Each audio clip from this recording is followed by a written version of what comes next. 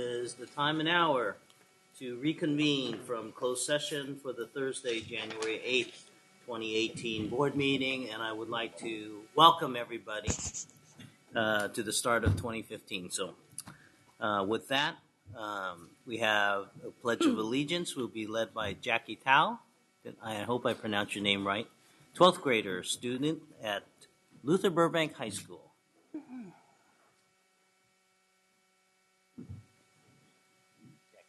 All right.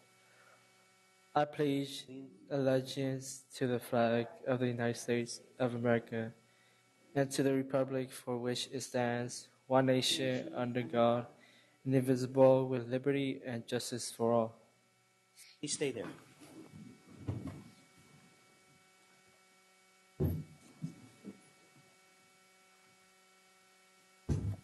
Do I have it or do you have it? Ah, sorry. Excuse me.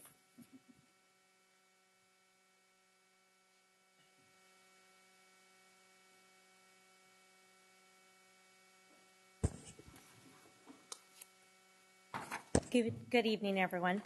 Jackie Towell is a 12th grade student at Luther Burbank High School and is highly active and involved in his campus. His mentors say that over the course of time, he has grown from being very shy to being one of the most outgoing students at school.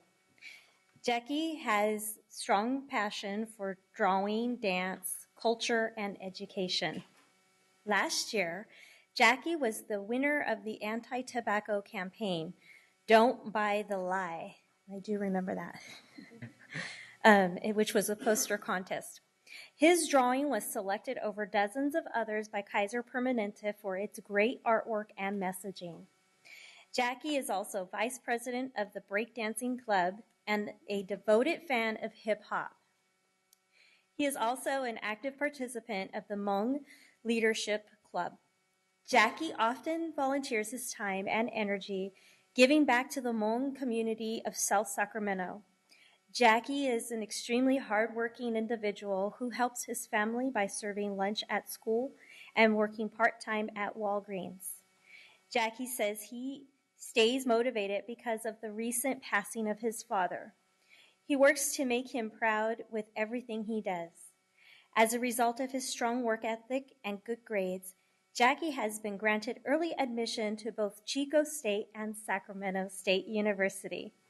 In the future, he hopes to pursue a career in law enforcement. The Board of Education is proud to recognize Jackie Towell as our stellar student.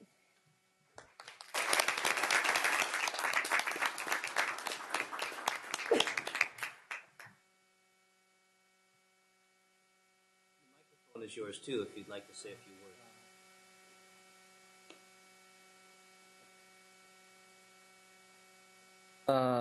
I would like to say thank you for this award and for everybody who came out tonight. And I just hope everybody have a great year this year. Thank you. Thank you. Picture time.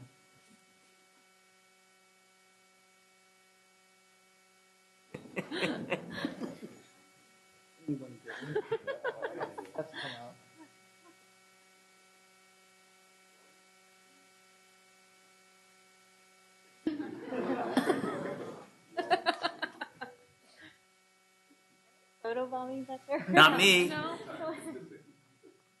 I wouldn't do that to you, Diana. More with the family.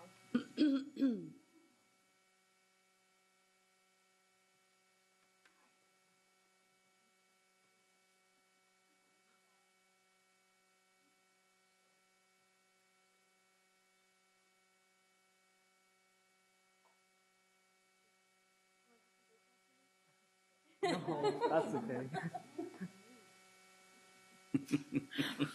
I've seen him dance.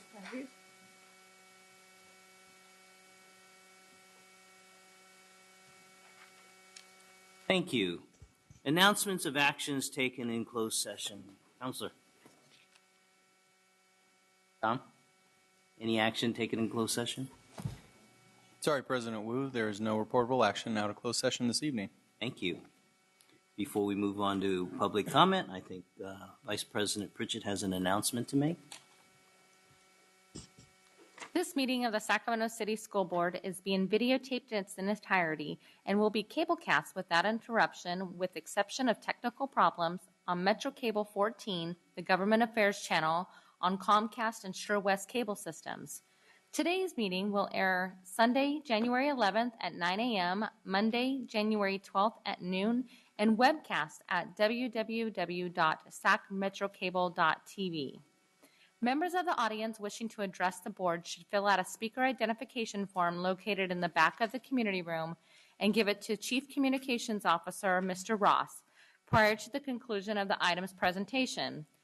Please speak into the microphone when addressing the board and state your name for the record. Responses to questions by public will be posted on the district's website prior to the next board meeting. Please limit comments during public comment to items not listed on the agenda. If you are found to be commenting on an item that is on the agenda, you will be asked to defer your item until it comes up on the agenda. Please turn off all cell phones or place them in the silent or vibrate mode. Thank you. Item 7.0, public comment. Mr. Ross. We have one comment on 7.0 from Terrence Gladney. Okay.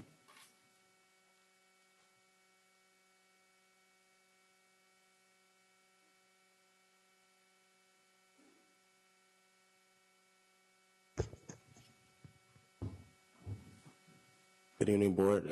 Happy New Year, everybody. My name is Terrence Gladney. I'm a parent at John F. Kennedy. Mr. Ross is passing down a bunch of papers I stapled together. The first sheet is the press release for the ribbon cutting for the JFK Stadium, and I do want to thank you guys for approving that. If you notice on the press release, though, it says $5.9 million stadium. When you guys first approved that last year, it was $1.9 million. To this date, I've asked multiple people why it got increased by $4 million, which basically tripled the cost. The only thing I've heard is that the bathrooms were not ADA compliant, and I still have yet to get an accounting where that $4 million went. But the reason I'm here specifically, my son Terrence runs track, and I was talking to the track coaches, and right now they don't have all of the equipment to host their events. We're working with Mr. Schweitzer to try to figure out where it is, what was ordered, but I believe that most of the ordering was allowed to be handled by one of the contractors. And so far as I know, Mr. Schweitzer nor any of the track coaches were involved in the management of, that whole process. If you guys look at the second page, that's a list of all the events that the track team is going to run this year, and they have, I believe, like 7 or 8 that they're going to host there at the facility, or they're planning to host. Right now, they don't have all the equipment to host it. The third page is just a list of the schools that aren't Kennedy that will be there, and that's $200 per school that those schools are going to be registering to pay. So it is a revenue stream that's going to be, basically paying for the track program, but they don't have all the equipment. So I'm sure that somewhere in an increase of $4 million, they could have found a way to make sure that $80,000 worth of equipment was paid for. Why is all this important? I think 2 things. If we're moving to local control for all of our state funding, I think we need to have some element of local control also in the management of our bonds. So far as I know right now, the Bond Oversight Committee is an after-the-fact audit group, and they get to look at it and make sure that money was spent accordingly. I believe we have a steering committee, but that was an appointed committee. I would like to see the bond committee's scope be increased a little bit so that they can help manage, and that there is some representation from the school sites where the projects are actually taking place, so they can make sure as it happens that it's reflecting, not only what the school is expecting, but also what voters are expecting when they vote for these bonds. I believe that the stadium is supposed to be signed off next week, so I don't know what happens if we don't find that equipment by next week. Do we have to dip somewhere else in the general fund? I don't know. The last page, why is all this important, specifically for track and field? I've never been more proud of my son. I mean, he's not a 4.0 student by any means, but any break, since he started track at Kennedy, during any break, I mean, you look at the elements of SEL, self-management, self-awareness. I mean, that's him during a break. He knows what he needs to do on a specific day. He knows how many reps he needs to do. And, while that may not reflect on the report card, I know that those are deficiencies I had, as a 4.0 student going to UC Berkeley, and I struggled because I didn't have those skills. So I think that the track program is providing some of that, and I think that we need to make sure that they have what they need to make, to keep the program going. Thank you.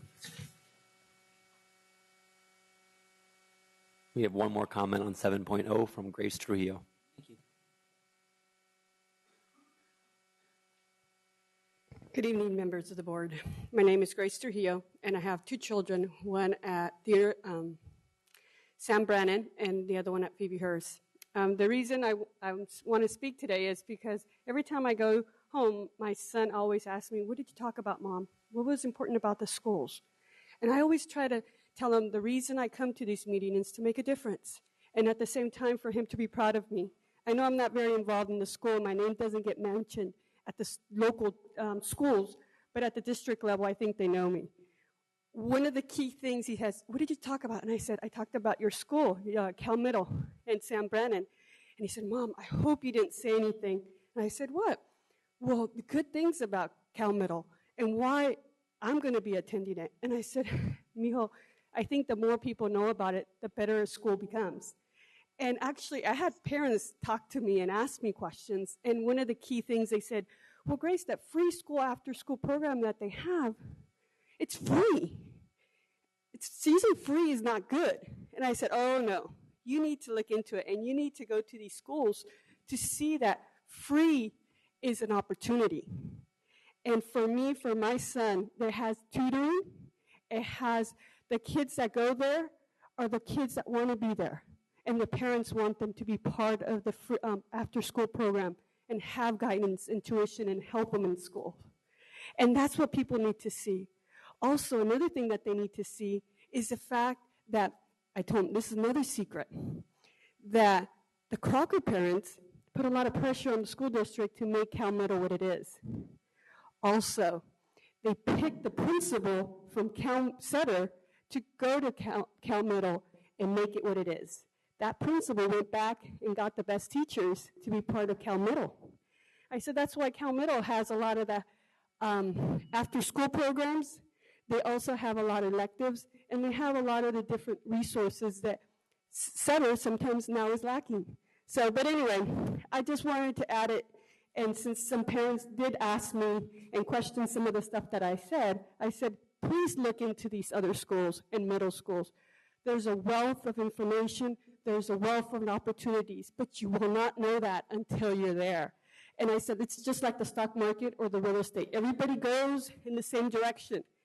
The person that goes in the opposite direction, there's something wrong. But guess what? You want to be the person going in the opposite direction, because those are the people that will succeed. Thank you very much for your time. 8.0 consent agenda. There's another, okay. We have cards on the consent agenda. We have 4 comments on the consent agenda. Mr. President, we have 2 comments on 8.1C, 1 comment on 8.1D, and 1 comment on 8.1E. Would you like to hear them all now? Okay. Yes, please. First speaker is on 8.1C is Ian Arnold, followed by Angie Sutherland on behalf of the CAC to speak for 8.1C and D. Good evening and Happy New Year, board members, superintendent. Ian Arnold with SEIU Local 1021, here to speak about item 8.1C on your consent agenda, which is the discrimination policy. I'm happy to see the board reviewing this and adopting an updated discrimination policy, but I do want to urge the district as a whole to ensure that as the policy is adopted, it is also enforced stringently, and that when employees in particular do raise issues of discrimination, that those allegations are investigated thoroughly, immediately, and transparently. It has not always been clear to SEIU that that has been the case, so we hope moving forward that that is more clear to us. Thank you.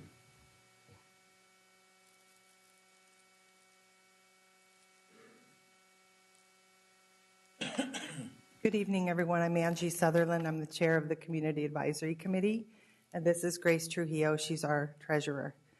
And we're here to talk about the board policy, non-discrimination in district programs. And thank you so much for, I'd like to thank the HR and the legal department actually for working on these policies to bring them in alignment with laws. And I'd like to echo what the gentleman before me said about making sure that those are followed and investigated. And so the CAC was reviewing the policy, and on page 1, paragraph 2, it indicates the superintendent will review district programs and activities to make sure that barriers are removed. And we want to know what will that look like? How will that process work so that those barriers are removed, and that the superintendent, how will the superintendent know? What data will the superintendent be looking at? And then the other question was around the training, and how will teachers, staff, professionals, and volunteers learn about the policies and know that they are responsible for providing equal access to programs for students with disabilities. So CAC would like to learn more about how those are going to work. Also on page 2, in the last paragraph, it indicates that the district superintendent shall ensure that the district provides appropriate auxiliary aids and services when necessary to afford individuals with disabilities equal opportunity to participate in or enjoy the benefits of a service or program or activity. And so we really appreciate that this language has been added. We're going to share this with parents. It may be also good to add a link to Ed Code 300.107 regarding non-academic services, because it doesn't just apply to the class or recess. It also applies to extracurricular activities and providing that service so that students can participate. So thank you so much. Thank you. And our final comment on the consent agenda is Mr. Ralph Merletti with a comment on 8.1E.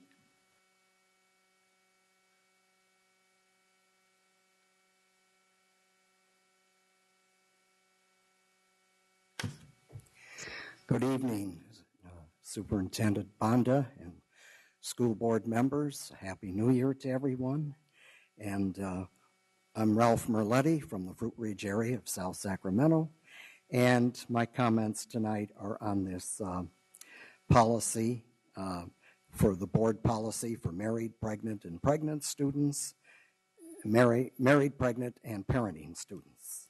Okay, now in looking at the revision to this, it emphasizes the actual pregnant reality instead of the prevention.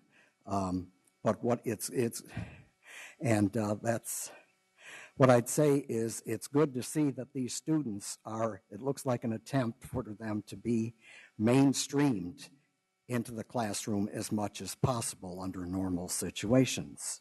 Now, most of this is good, except that one ongoing category of termination. We want to do as much as we can to avoid that, or even avoid encouraging that or anything like that. So we should encourage them to keep their pregnancy to term, and as far as the choices that would be afterwards as far as the baby status. But we want to discourage termination of pregnancy, that is abortion, but all of this without being guilty of discrimination against anyone. Now, there needs to be more education in health and biology classes as to the reality of fetal development versus the awful reality of abortion. I think if more people saw an abortion, they would be more against it. So I wish this item could be postponed for further study or changes, but in any case, let's encourage life-affirming choices. Let's make this an improvement toward life instead of the opposite direction. So most of this is good, except for that category in there about the termination of the pregnancy. So let's keep working on the good part of this and work on improving it some more. Thank you very much. I'm sorry, President Wu. I believe I wasn't clear enough, and Ms. Sutherland spoke on 8.1C earlier, but they still need their time for 8.1D. So.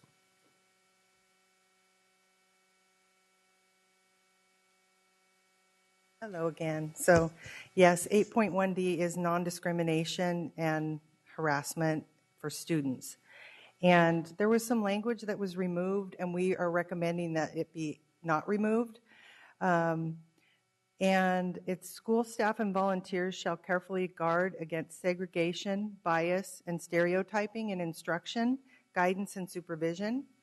And that was stricken through, and I didn't see it added anywhere else. The reason why is just to provide additional safeguards against these types of discrimination and awareness. And then the other recommendation is something else that was stricken through regarding any student who feels that he or she is being harassed should immediately contact, and it lists out who to contact for that. So it's something that would provide guidance for students, sort of a way that people would know that they can contact someone if they are being discriminated against. So that we would request that not be removed from the policy. Thank you. Thank you.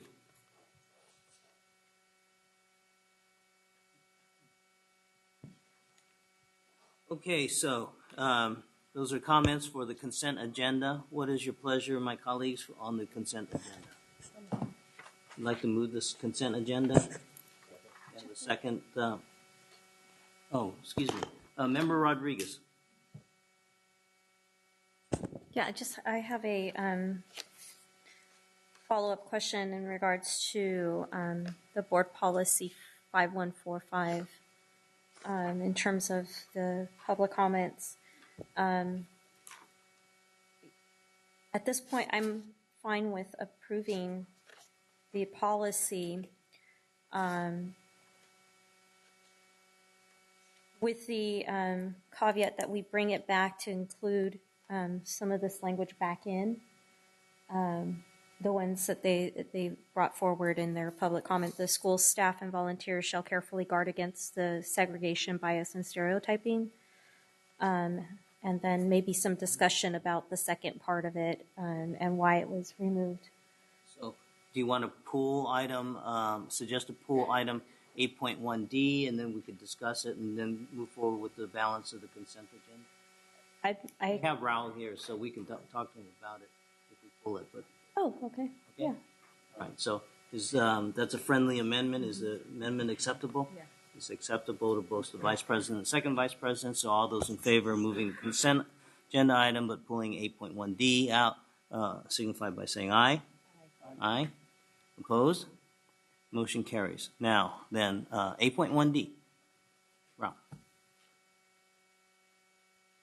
This is approved the revised board policy number 5145.3, non-discrimination regarding students. Okay, great. I was just going to try to answer some of those questions, if I could, that were brought up that you all had. For 5145.3, I think what happened there was when we were aligning this policy and updating it to conform to the CSBA model policy, their model policy shifted some of that very language into the model ad reg, which we've also been updating, and we're going to bring forward to the cabinet, the superintendent, for their review next week. So I think that language that's mentioned, that's discussed about staff's duties to address claims of discrimination, I think what happened there is it's shifted from the policy. It used to be in the old version. They took it out of the policy and they moved over to the updated administrative regulation. So I think that's why that language was removed from the updated policy. I think will that administrative regulation come back before us? It certainly can. It's one of those things where it's an updated ad reg. It doesn't have to, but if that is what the board requests, it certainly can for its approval on its amendment. The only other point that I want to bring up related to these amended discrimination policies are that these are the policies that were raised by the FPM review, and that CDE would like us to get these amended and sent off to them as soon as possible, and so that they can clear those findings or those preliminary findings from the FPM review that took place. And that's why we were pushing them to get them all done and move forward. So, Member Rodriguez. Thank you, President Wu. How public is the ARs? how public? Well, they're definitely posted on Gamut for anyone's review. They're there. Frequently, when a new reg has been adopted, many of them have gone through a committee and a comment process.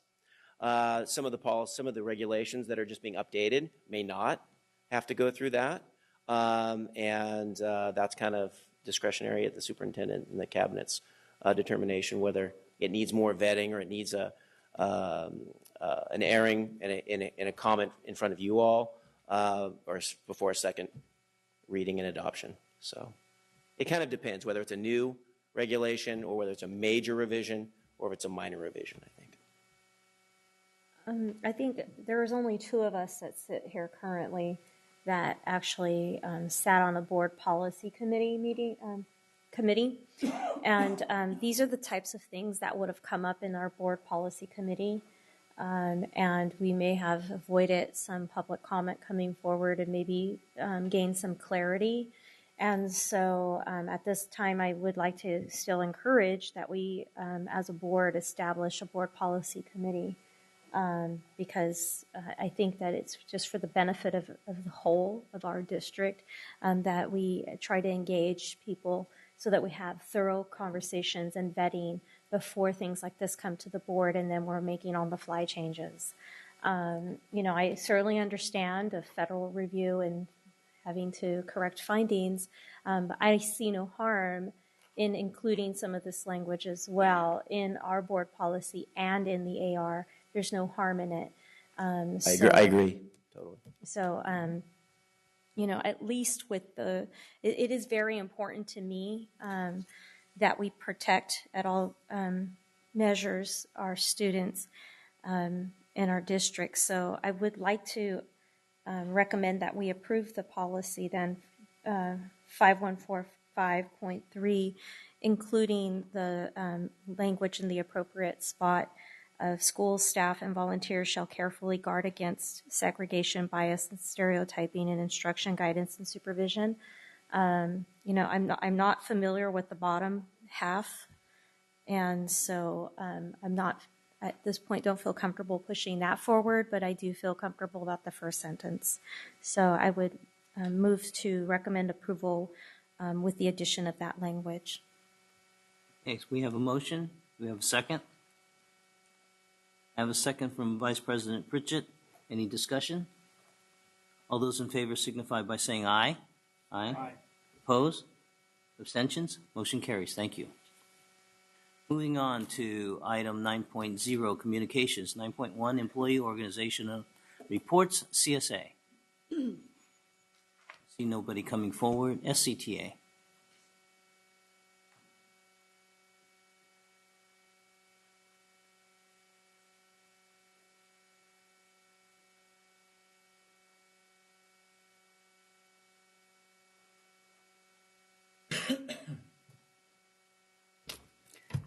Good evening, members of the board, Superintendent Bonda. We are all aware of the daily hurdles that teachers face in our classrooms, particularly in a large urban school district like Sacramento. Poverty and all the social ills associated with it, including hunger. The distractions and challenges children face in increasingly electronic and post-industrial society. An overall economic system that still keeps millions out of work and denies millions health care. The consistent instability of financing to maintain and improve public education system our kids deserve. The perseverance of Sacramento teachers, nurses, counselors, and other educators in the face of such adversity continues to make me feel so proud to represent over 2,000 members of the Sacramento City Teachers Association. Tonight, we are presenting you with one expression of the hopes and aspirations of the teachers of Sacramento City Unified, along with their disappointment and the district's failure to honor our contract. I have a petition here signed by a supermajority of the SCTA members and I'll turn it into Gabe Ross when I'm done with my speech. This, whoops, I'm about to lose him. This petition asks the district to work with teachers to create meaningful elementary school report cards, to provide useful and timely training that does not disrupt learning and decrease our time with our students, to work with teachers to prioritize implementing the competing district initiatives. I love a saying that David Fisher has, that if everything is a priority, nothing really is. We would also like you to work with us to lower class sizes, eliminate split classes, and provide support for students, rather than spending money on legal fees and other administrative wastes. And lastly, we would like you to start with honoring our contract. We know that even at this late date, there remains a window to resolve this crisis in a way that makes a strong statement towards restoring the trust between the district and teachers I am so honored to represent. Some steps have been taken over the last few days that provide a glimmer of hope that the acrimony of the past few months can be put behind us, paving the way for us to work together constructively as the district and work with all of you to make the Sacramento City School District the center of learning that we all can be proud of. Thank you very much. Thank you. SCIU? Oh, sorry. Member Cochran. Ms. Milewski, I have a question for you. We know about numbers and figures, but I was wondering if you could address the real-world effects that the change in the healthcare has had on the members. Thank you for asking, Board Member Cochran. We get phone calls and emails often throughout the day, and I just wanted to, it would be easy for me to share with you that I've received 9 phone calls and emails to our office just before 1 o'clock today, ranging from a retiree who's out of state who just found out his health benefits were changed. He contacted the district. He was told he was enrolled in Nation Care. He called Nation Care. Nation Care has no record of him. It's January 8th. He has no insurance. We have a recent retiree who didn't know her insurance was being changed. She went to go pick up her prescriptions, told she doesn't have insurance. She has to pay $500 to have some life-saving medication given to her now because she needs it. And she doesn't have insurance. These are people who've put years and years into our district and are finding that they don't have coverage. We have members finding out that they don't have the access to the mental health care providers that they had before. And I heard from one of those today at Rep Council. It's horrible to have to sever your relationship with the person who is providing you with mental health services. Just like that. And that's just a few of them. I mean, I could go on, and we have been sending you a lot of information. So thank you for asking. Have the concerns of the people who've been affected been appropriately addressed by the district? By the time people call our office, they have been trying to call the district office and not getting answers. They've been calling Keenan or Connexus or Futurus and have just been stymied without getting answers. It's been a very, very frustrating experience. When I've emailed you and the superintendent and HR and everyone under the sun, those individuals are getting some responses from the district, and we very, very much appreciate that. But those people are only indicative of the many, many people out there who are stuck without insurance or stuck in situations where they need medications that they cannot pay for or are being required to pay up front for insurance coverage that they can't afford. Thank you. Thank you. Ian? Evening again, President Wu, Superintendent Banda, board members, Ian Arnold, SEIU Local 1021.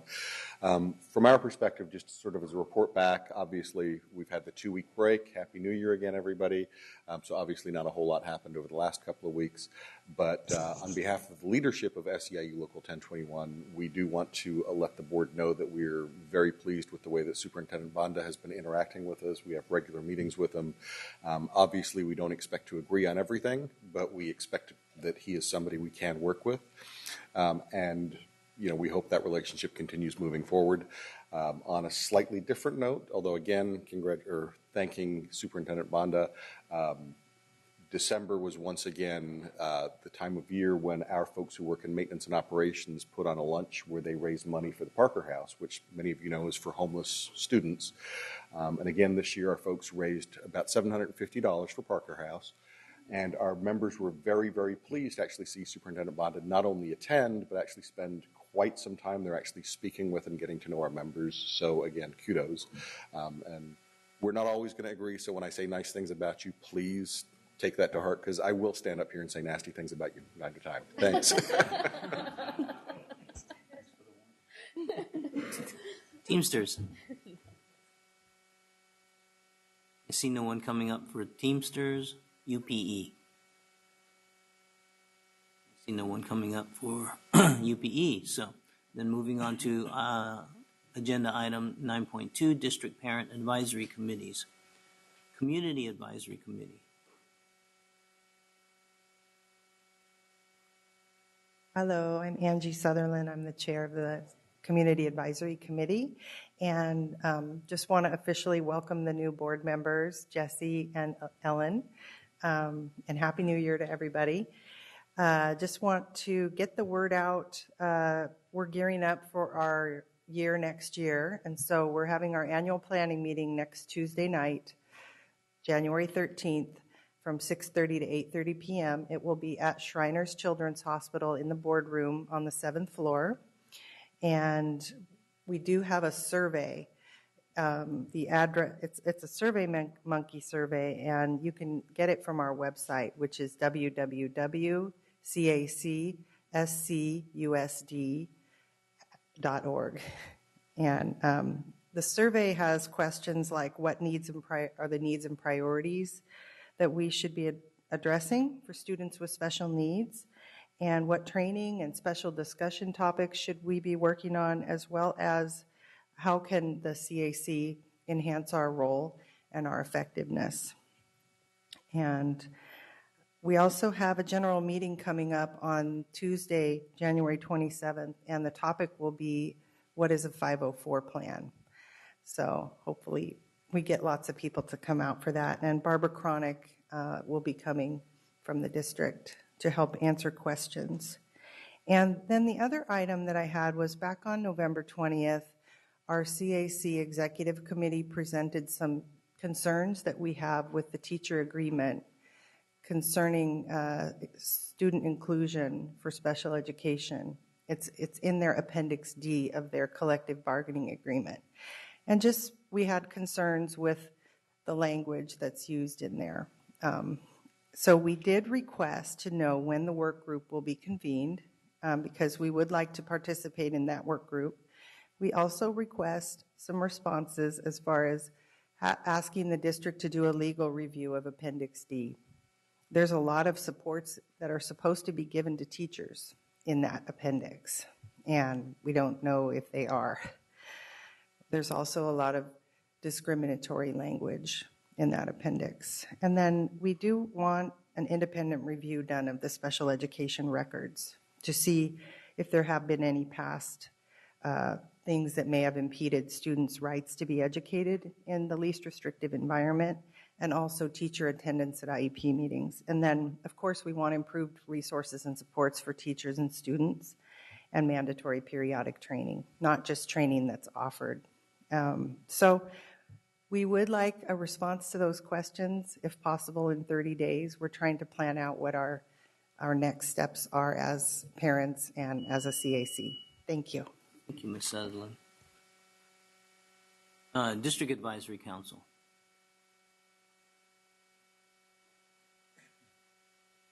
District English Learner Advisory Committee. Gifted and Talented Education Advisory Committee. Sacramento Council of Parent Teacher Association. Want to see it? Good evening, Terrence Gladney, President, Sacramento Council PTAs. Usually I'm not too anxious or anything when I come up here because I'm not going to say it's routine because every issue is a little bit different, but I am a little bit anxious tonight because I want to make sure that I do justice to my closed closet chair, Benita Ayala, who since the summer has been basically breaking her back with her own time, trying to fill a gap that we have previously paid for, in a joint partnership between Sacramento Council PTAs and the school district. But she's been volunteering. Recently she brought in some high school students to help her, but she's doing the work that, you look at a department store and they have employees in every single department, and she's in there doing that by herself. And it really hurt me to learn at our executive board meeting last night that she's enduring so much because we're still in Leonardo da Vinci. This has been an ongoing discussion, an ongoing issue with verbal promises and commitments, but we're still there, and really Benita is still there, and our parents are still there. I forwarded you guys all an email, and that's just a gist of it. You guys have heard stories. We have parents who are there and endure that, as parents. On the one hand, I think a few things need to happen. You guys need to clarify as a board and as staff, are we there under the watchful eye of LDV, or are we there under a partnership with the district? Because sometimes our members come or our families come and they seek assistance and they get turned away and get told to walk all the way around that huge campus to a locked gate that we have to lock obviously for safety reasons. Other times we're getting emails like the ones that you guys saw some of the thread of, saying that parents don't have access to the facility, or parents come to the front office and they're being turned away, as Tu can attest to, and Superintendent Bonda went out there as well. My front office staff, whose job is to be welcoming to everybody in that school. And I don't know if they understand that their community does not just reach to their school gates. It reaches across this district. So if someone is coming there from outside the greater community, they may be turning people away from our school district with their behavior. I, as a president of SAC Council, haven't been there the past, almost 4 years now, even when I was vice president. I've been put through the ringer just to get access to the room. And I've been there, I've talked to Principal Davis, and she's been supportive. I know Tiffany Ballard, she's been supportive. But we've gotten a very minimal amount of support from front office staff as well as the community liaison that we're paying to engage the community, and again, the greater community. She told me that last year they were unhappy with the way that we changed the operations of the closed closet. So she pulled notification about the closed closet services from her newsletter. But yet this year we're getting an email saying that families are so disgusted and frustrated because they don't have access to the services. So you can't wash your hands on the one hand and then you turn around and complain about the way we're doing it. And I spoke about this last board meeting. That's a school that parents are required to volunteer 40 hours. What Benita has to endure is parents coming in and telling her how they want to volunteer.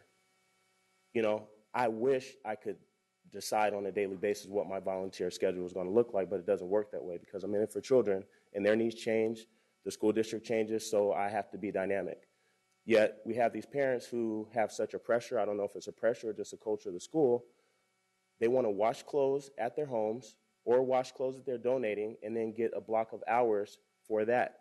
And when we've let them know that we need help, we need hands on deck, they're not willing to do that.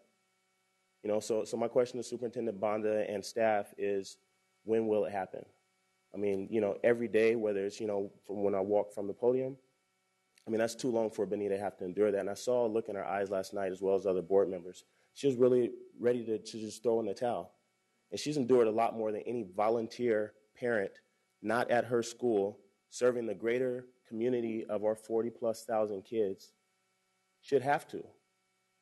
Whether it's from a paid district staff employee or another parent at a school that enables that culture. So I want on the record a date. I want to know when it's going to happen, whether it's here at Cerna. Help her. She's in the blue shirt with the scarf on. Really. She represents not only me and the rest of my board and all of our units, but she represents the district there, and she does it with a smile even when it's not returned to her. So please do her service. Thank you.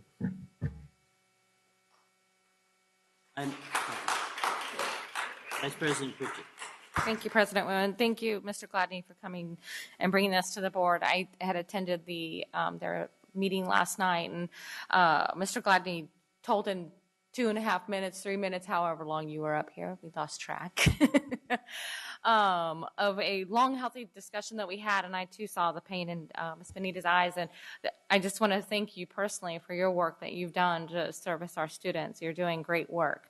But this brings to our attention of a greater problem, and I know that we've stressed on the board the importance of one of our parent groups of Sac Council PTA and the movement of their location. And I would like to request of the superintendent to please get out a board communication to us as soon as possible of where we're at on that and what's happened with the staff. So that way, when I go to these meetings, I have answers for them. So thank you. And thank you again, Benita. We really do appreciate your service. 9.3, Superintendent's Report. Member Rodriguez, sorry. That's okay, President Wu.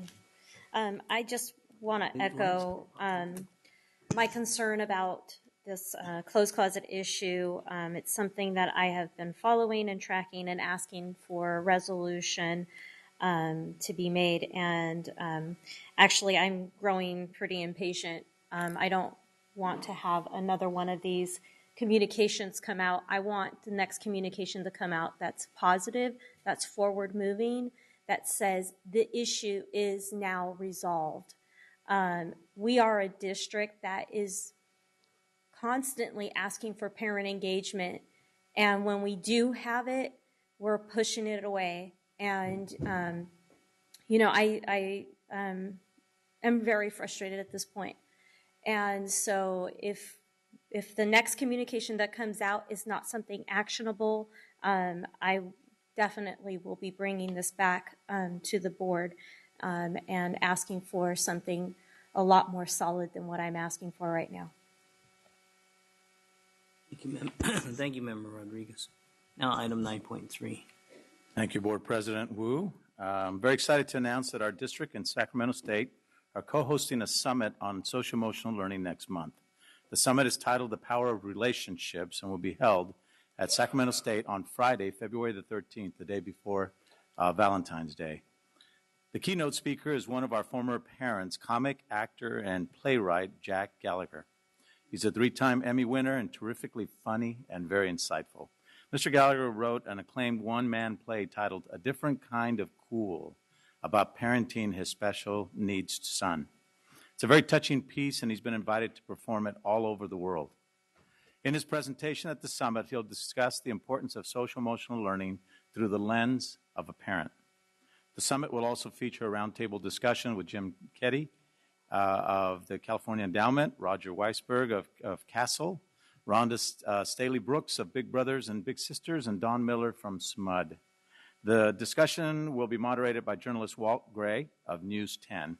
The idea with the roundtable is to get representatives of different sectors together to talk about why social-emotional skills matter in their world. So we are bringing together representatives from the business, education, nonprofit communities, and the media to have this discussion. Also, Sacramento State psychology professor Dr. Greg Kim Yu will be making a presentation about the work he's doing with the students at Wilsey Wood Middle School that's related to social-emotional learning. It should be a great morning. A lot of work has gone into planning the summit, and I want to thank Lee for her coordination. The goal of this summit is to build community awareness of what social-emotional learning is and why we're committed to it. It's also an opportunity for our college and business partners to give us their perspective on social-emotional learning. As you know, our commitment to the community is to prepare every student at every school for college and careers. The preparation has to include both rigorous academics and instruction and curriculum and life skills. Our SEL initiative is teaching students, teaching our kids those skills. They're learning to empathize with others, which helps them to work in teams. They're learning to communicate clearly, which helps teachers with classroom management. They're learning resilience and persistence, which helps them when they are struggling with new material. And it's just really exciting work, and we're very happy to be able to share our accomplishments with the larger community. If you would like to attend the summit, you can register online at www.scusd.edu/relationships. That concludes my report. Thank you, Superintendent.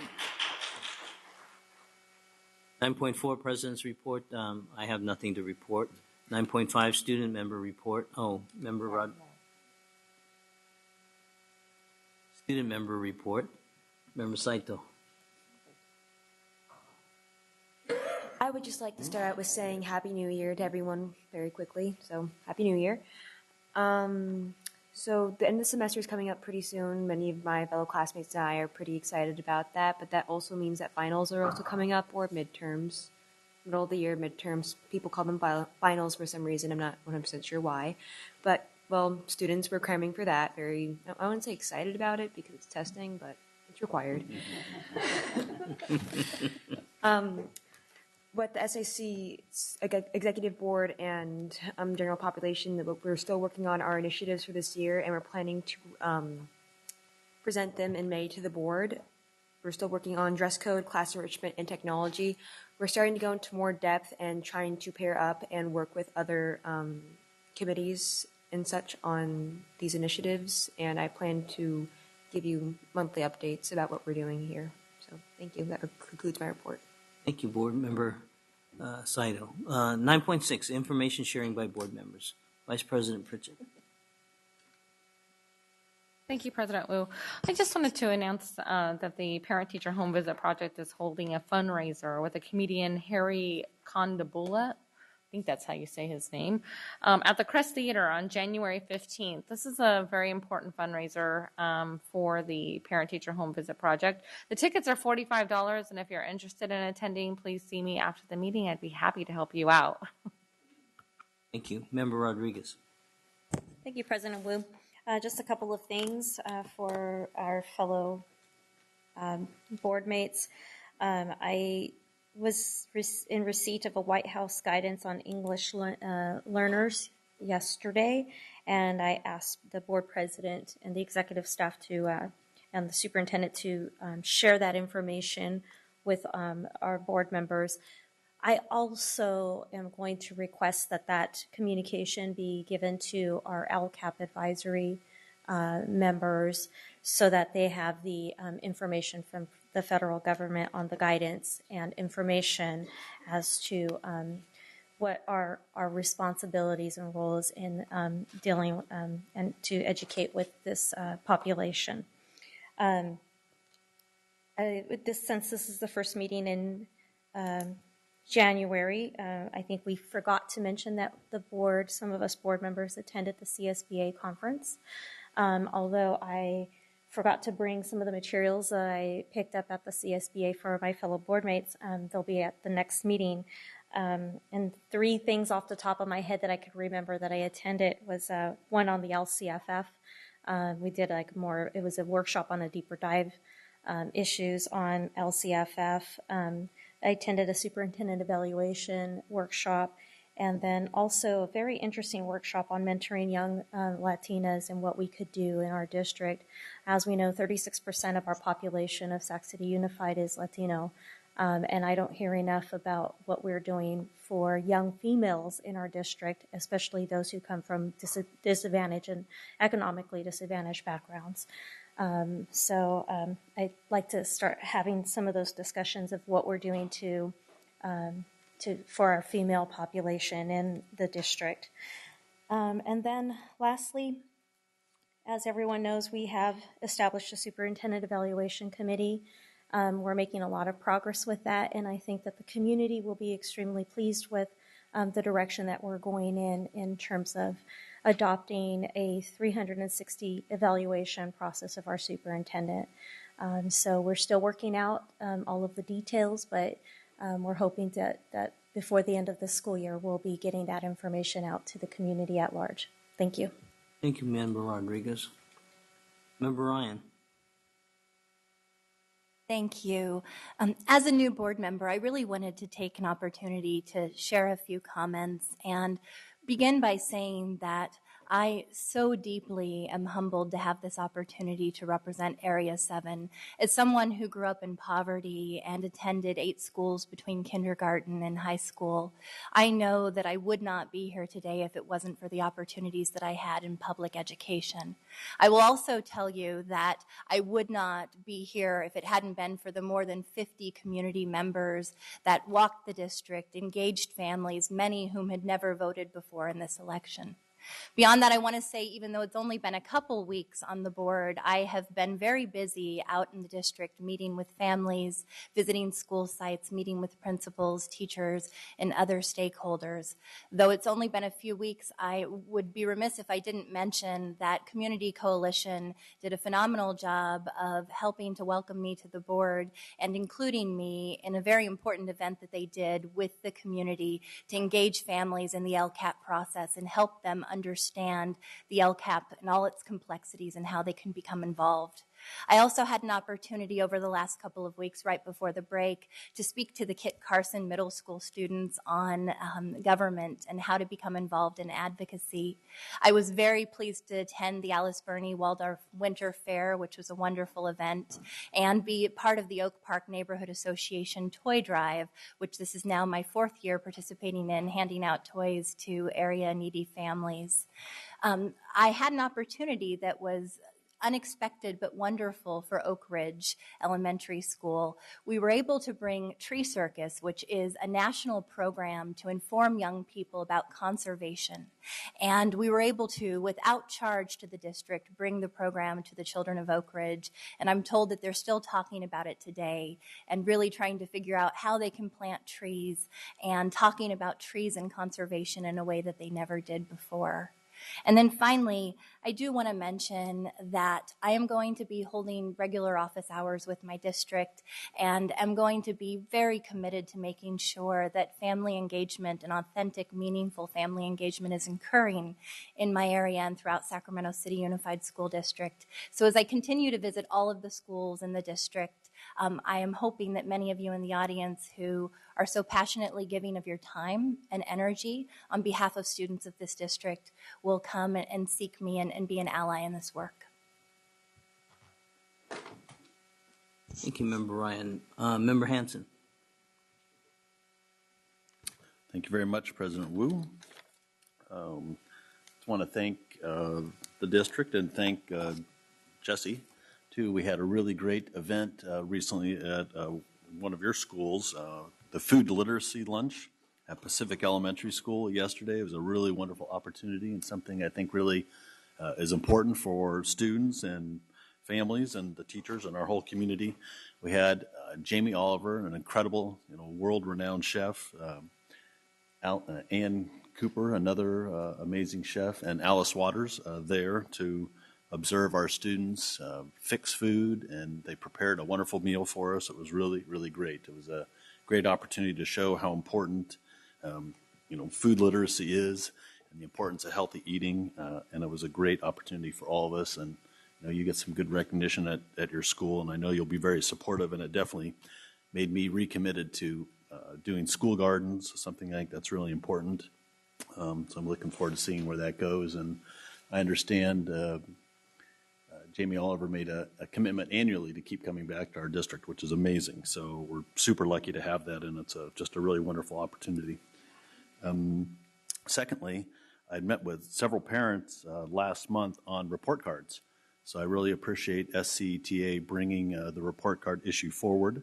I sat down with the parents for a very lengthy meeting and asked them to bring me copies of the report cards, and have to say that when I looked at them, they were pretty mystifying and certainly very complicated. So I can imagine how complicated it is for any parent to look at that for the first time. I can only imagine how much complication there is for a teacher to have to fill that out for each one of their students. I understand, obviously, this is we're early in the adoption of Common Core, and the report cards have to be a reflection of that new academic process. So I recognize that they're something that's probably a work in progress, but we definitely need to work on making that a better tool for the parents, for the students, for the teachers, to make it more useful. So I look forward to that happening. I've asked staff to set up a meeting for me that I'd hoped would have happened by now. So I know that we can work on that. And I understood that teachers were involved in designing that, so I want to understand where the disconnect was there, because if there's problems with that, I definitely want to make sure teachers have to be involved in that. It's just not going to work otherwise. And parents need to understand how to interpret the cards to, give them the best tools to help their children succeed. And I know because the cards look so complicated, the parents that I met were fearful that teachers didn't have enough time to actually write comments in the comment section, because you're spending so much time filling out the card.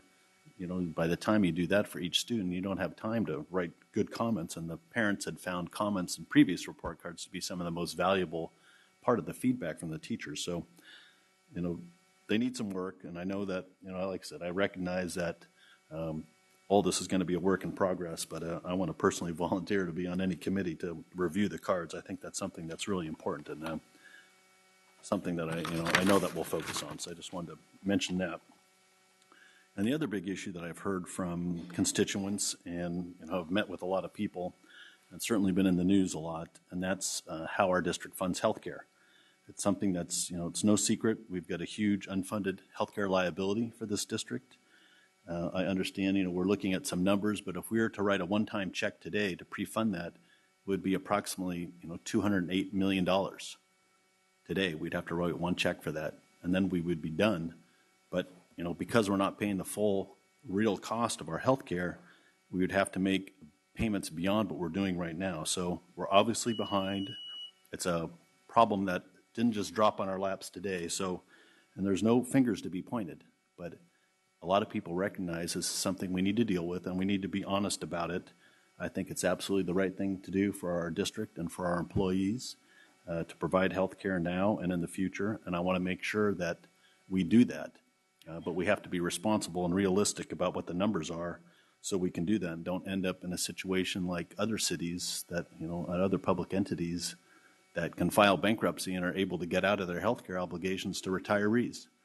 That's happened in other public places in California. So I want us to be realistic about some of the numbers. I want to recognize too, and applaud, we've made a small down payment towards this amount. I understand we're a little over $5 million in a pre-funding account. But the total amount of money that's going to need to be there, recognize only employees we have now is over $600 million. So, that's where if you put $200 million plus in today, it would grow to that amount of money down the road when folks are retired and expected to have that. I hope people saw that our new state treasurer, John Chung, who had been controller for 8 years, wrote a really interesting editorial in Sacramento Bee on Sunday that addressed the unfunded liability for the state. This is not a problem that's unique just to Sac City, and I think that's why a lot of people are talking about it and addressing that. It's also something the governor mentioned in his address on Monday. He's going to be coming forward to the whole state, to all of us taxpayers, and we take off our school district hat and just make ourselves regular taxpayers. Tomorrow we're going to see what the governor is going to propose to help us pay for the unfunded health care liability for state employees. And that's, like I said, no one probably saw this situation a decade or 2 decades ago when we started making these promises to our staff, but we can't ignore it anymore. The problem's not going away. No one could have anticipated the incredible growth in the cost of health care. And back then it looked like a decent deal just to pay as you go. Well, we can't afford to do that anymore. I'd like to ask our finance staff to provide me and us, the board, what would be the cost per employee on an annual basis to actually pay for pre-funding a healthcare obligation that we're making promises to our employees that we need to pay, but we need to be honest about it. And I'd also like to know if we were to make, what would be the annual cost in total for the whole district if we were to pay off our obligation over the next 20 years. And I know that it's something we can't fix right away, but lastly, I want to say that it's my intention to ask when we start doing our budgeting for the district to pay the real cost of our healthcare obligations by within the next 2 years. So, we might be able to do it this year, but in the following year, we need to have that in the budget, and we need to be realistic about it. I don't want us to be behind every other agency in the state of California or the state of California in addressing this issue. So I think it's time for us to be realistic about our healthcare commitment and be honest with ourselves. So that's something that I'm hearing from people about. I know it's not over. I know it's something that's addressed by folks in the audience here. So just thought I should talk about that too. Thank you very much.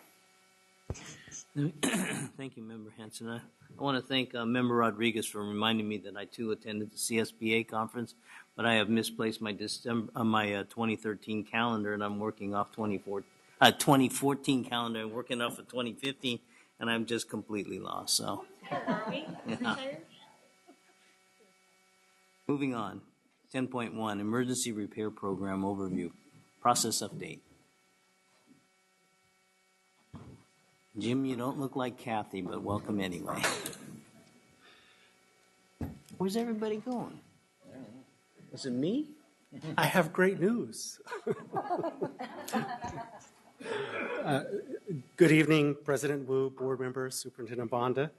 Assistant Superintendent Allen is not able to be with us tonight, so I'll be presenting the Emergency Repair Program Overview and Update tonight.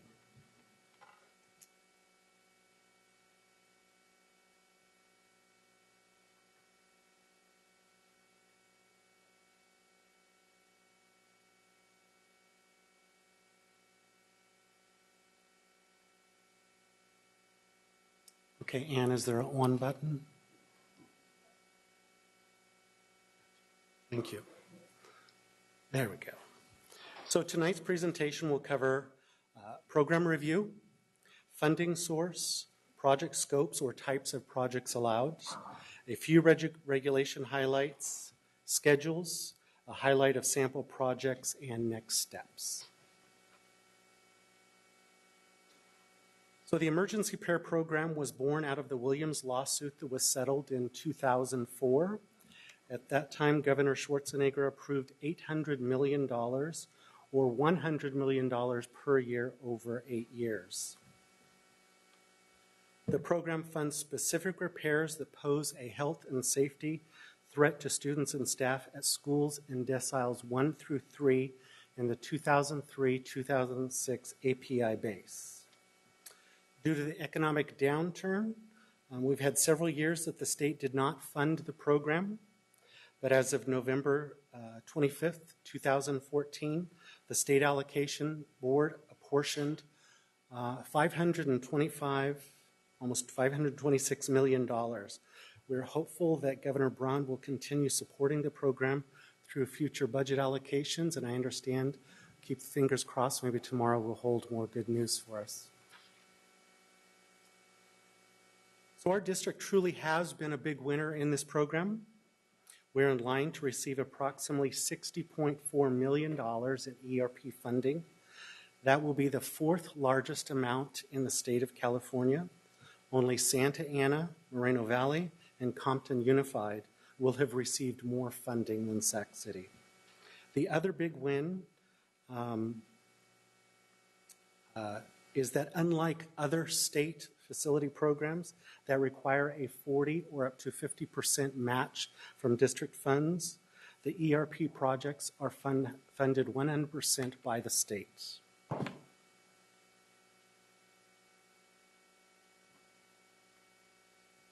So you may be wondering what types of projects are authorized by the program. The program was designed to address very specific health and safety issues. The fact that a system may be old or antiquated does not necessarily rise to the level of a health and safety issue by the program guidelines. The majority of our approved projects fell within the flooring systems, HVAC or heating, ventilation, and air conditioning, paving and concrete, and roofing categories. So the application process. First, I just want to give a big, huge shout out to our schools, site staff, and parents, and our facilities folks that helped make this a success for the district. In some instances, principals, school staff, and even parents actually wrote letters in support of the program documenting unsafe conditions that were part of the application process. Facility staff inspected sites and recorded deficiencies, and took photographs to be used in this process. Their support was critical because, like most of the state programs, ERP projects are funded on a first-come, first-served basis. The support provided by the state's sites and parents allowed us to expedite the application submittal. You may find this interesting, but there was a time that Los Angeles Unified School District actually rented space in the same building that the Office of Public School Construction is housed, simply so they had that access to walk their applications upstairs. And I can tell you from personal experience, it was kind of depressing to walk in there only to find LA Unified with boxes and boxes of applications already at the counter. So we worked very hard to make sure that our applications were in as soon as we could get them processed. So the results of this, provided that we continue to be fully funded, as many as 43 of our schools will have a healthier and safer learning environment for our students. Schedules. Thanks to the ERP program, we have a little under 21 million, I think it's 20.9 million in the bank to fund our projects for this year. We actually received a little over 8.3 million on August 20th and almost 14 million on October 16th. As with many things in life, there are strings that are attached. Unique regulations were adopted for the ERP program. As I stated previously, the program has very specific requirements and is scope-driven. Any change in the approved scope could result in the forfeiture of all funding for that project, even if funding or funds have already been expensed. We do not have the ability to move funds to other projects or other schools, even if the scope is within the guidelines or the school is also a Williams school. Another of the strings is schedule. Typically, our clock for processing these projects does not start until the board awards the project. However, the ERP program is different, and our clock actually starts when the state apportions the money to us. So that's the August and October date that I referenced. Depending upon if it requires DSA approval or not, we have 15 or 21 months to complete that project. Failure to complete the project within the timeline could cause the forfeiture of all of the project funds, again, even if we've already expensed some of those funds. Basically, we will have the summer of 2015 to complete all of our projects. We're reviewing timelines and site availability to maximize the success of the projects. Honestly, some of these are going to be very tight projects, but we're up to the task. Additionally, unlike other state programs, the ERP program does not have a project savings clause. Any project savings must be returned to the state to be reallocated to other ERP projects. Because of the uniqueness of the ERP program, district staff has met several times with Office of Public School Construction staff to review and better understand the program. It was through these meetings that it was specifically recommended that we do not bundle our projects, applications, into large programs. This would only increase the chances of funding forfeiture. An example would be if we bundled and awarded a paving project, an HVAC project, a roofing project, and all of the phases were completed except, let's say, the paving, we would lose the funding for the entire project. So the project, so to protect against the potential loss, we've packaged our projects into much smaller scopes. Even though we may recommend awards of multiple projects to one contractor, the projects will still be funded and audited on an individual basis. So now let's look at some project information. So this is just a sample, but for example, we're going to be doing some flooring projects at Fern Bacon, Kit Carson, and Parkway. At Harkness, we'll be doing some additional restroom work. The pool at Sakai Charter will receive some additional work. Windows at Parkway. These projects on this list range anywhere from about $5,500 all the way up to a $3 million paving project at Hiram Johnson. Restrooms in this scope could include anything from flooring and wall tile, fixtures, or plumbing. Kitchens may include floors, counters, dishwashers, serving windows, gas supply, and plumbing. Roofing can also include gutters and downspouts. And the utilities would obviously include water, sewer, and electrical. So keeping in mind that the program schedule restrictions that we have, we've had the opportunity to actually complete 4 projects at 2 sites over the winter break. So some of these projects have already started appearing on the board agenda. We continue to evaluate the projects and timeline and anticipate we will be able to start some projects before school is out in June. Some may begin as soon as late February. Additionally, we're reviewing the projects that might be funded next year and are developing project delivery plans. In closing, I just want to say that even though the program is very prescribed and does not address issues at all of our sites, we're excited that we have $20.9 million to improve the health and safety conditions for our students, staff, and community through the ERP program. That concludes my presentation. Are there any questions? Thank you, Jim. Do we have any public comment? We have 2 comments on 10.1 from Liz Guillen and Terrence Gladney.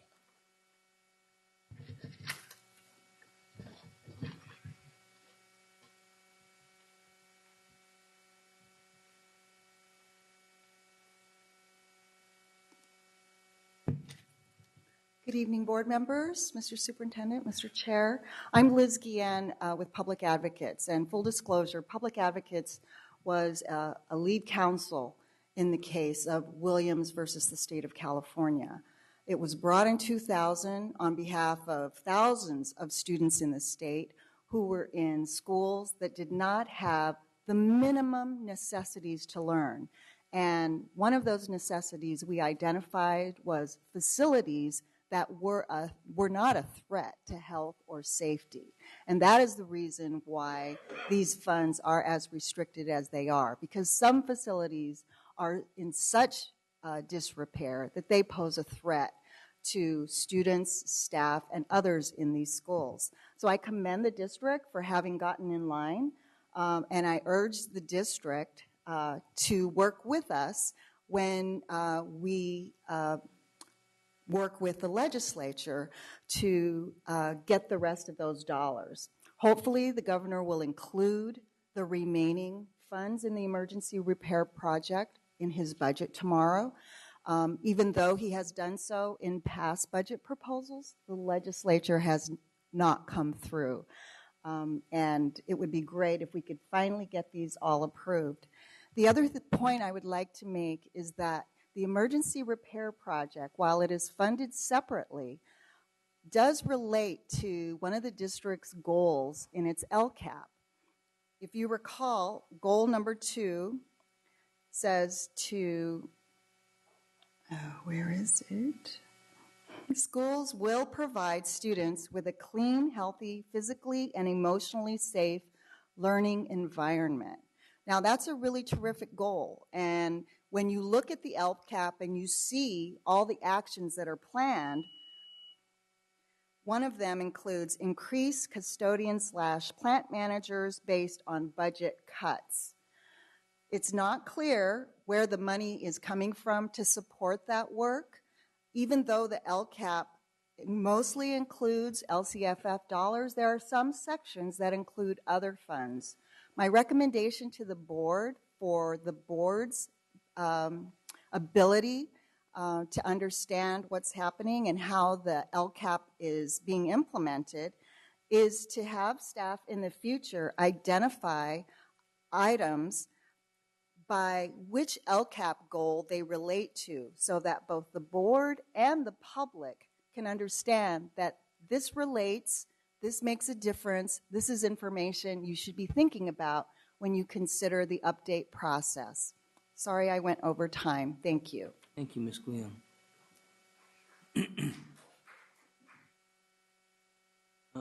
Well, comment first. Terrence Gladney. Just following along and looking at this, I might have a little bit a better understanding of how Kennedy's track project went from 1.9 million to 5.9 million.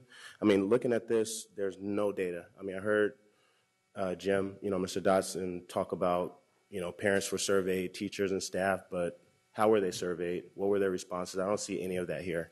I see this in the informational item, but it sounds like they're already starting a lot of this work or preparing as if it is a given, and these are listed as sample projects, including 3 for CB Wire, which is closed. So are we protecting the safety of the squirrels running through the campus? One is Rosa Parks, which we moved kids to from Mark Hopkins, so was it not safe when we moved them? I know that there were portables moved there, bathrooms were reconfigured because it wasn't ready for a kindergarten. So where's the danger, and what are the specifics as to the safety, and health threats that we're going to be using this money for? Because, as Ms. Guillen indicated, there are a lot of our facilities that are in, a great state of disrepair. So I would like to see that quantified through some sort of data on this paper to know that if this is emergency money, it's being used for an emergency purpose. And also it says staff is evaluating the projects and assessing the timelines. I would like to see that, even though it is informational, as a member of the public, and I'm sure you guys would as board members, to see what they're evaluating, how they're applying their reasoning to what's going to get funded and how long that's going to actually take and how much it's going to cost. Thank you. Member Hanson. Thank you, Mr. President. Terrence, your comments, as usual, were timely. So I did, my first thing I wanted to ask, Jim, is really, this was pretty cursory. We need a list of projects. So have any of these projects already been completed? Am I to assume some of these have already been completed? There were some that we completed over the winter break, and there were some that were done early on. Again, this was a statewide competition, if you will. There was some work that was done, a phase 1 section of work done at the pool at Sac High. Let's see if I can give you some others. But there was a lag between the time that the program was authorized, which was through the settlement in 2014, and when the state allocation board actually adopted their regulations and applications were actually available to be submitted. That was about 2008. So the work that was done with the school sites and parents writing letters was back in 2008. Right, that's what I understand. And then so we had the economy. Right. They didn't fund anything, so there's this big, huge lag that's created some. I understand that. So the CB Wire projects, have those already been completed, or No. were they slated to be done? So they'll now be, I assume, taken off the list, or they still have to There would be some that would be done at CB Wire. CB Wire is still an authorized public school. It is still an educational facility for the district. One of the pieces that is scheduled for there is the drainage in the field. I know we do have students that go over and use that area. Again, it's a safety issue during wet weather. Mm-hmm. All right, so let me ask then, and I'd like you to provide us and the public, a list of the projects that have already been completed, the list of the projects that were submitted to the state to get our appropriation, and those that are waiting to be done. So we actually have some, well, this is a good backgrounder, but we need some meat. Okay. And then also, I was a little concerned, and this is just a issue for the superintendent. We've got a hired lobbyist, which it still kind of mystifies me why we have one, but I would like to have them, if you could ask them to weigh in on the Williams settlement dollars. I don't really know what they do for us at the Capitol, but I would like us to, make sure that they're engaged, so they're, advocating with public advocates when they go and ask for the dollars, that they're, earning their money for the district. And I think that's something that they should definitely be focused on, because I know the legislature has cut that money the last several years, and I think we're lucky to have Liz be part of our district helping out on this, because that was a lot of money and I to absolutely applaud the facilities department for getting us first in line. We got a lion share of that money, so that was very good work. But I want to make sure our lobbyists are cranking away on that and participating on that. And while you're here, Jim, is the facilities department involved in the clothes closet and the movement of that from potentially the site they're at now to another facility? I know that Kathy has had some conversations with. I'm not up to. Well, maybe you can make sure to take it back to her. 'Cause I was hoping she'd be here. That we'd like to have a report back on that for the next board meeting. And then additionally, since you're here, the cost differential for JFK Stadium. Where Terrence mentioned the 1.9 million, and now it's, the press release said 5.9. Was he on track with that? Probably just has them backwards, but we were going to go back and actually pull the board agendas and the items and then give that to him. All right, so you can the provide project that is probably for him not also. Closing So next week. So. Okay, very good. Just want to make sure that's addressed. All right, thank you. Jim? Let me see. Member Royal. Thank you, President Wu. Just have a more background information, I guess, just to make more sense of the presentation that you just made. Is there, and I think that there is, a district facilities plan, kind of like something that guides us as a district as to what are our priorities, where do we see ourselves in the future in terms of district facilities, how we need to approach priorities, and how we spend. There was a sustainable facilities master plan conducted about the same time we did the bond campaign. Mm-hmm. So there is, yes. Okay, and so how do these projects line up to that particular plan? Well, certainly some of the deficiencies that will be addressed here are in that document. And so they would be funded through the state, and then they would be projects we would not have to take care of. Through the bond. Okay. And then is there, and this is maybe a conversation with the board and superintendent and the public as far as how often should we look at this plan and revise it and kind of keep, just for the sake of keeping it at the forefront as we're making decisions. We're applying for more funding. We still have bond money to spend, when not to spend. So it would be good to kind of have that periodic, so that we don't touch it one day and then kind of forget about it and then kind of pops up sometime in the future. And then those are like the main questions, because I wanted to see how this fits so that we don't see it in a vacuum in terms of these projects. And then let's see.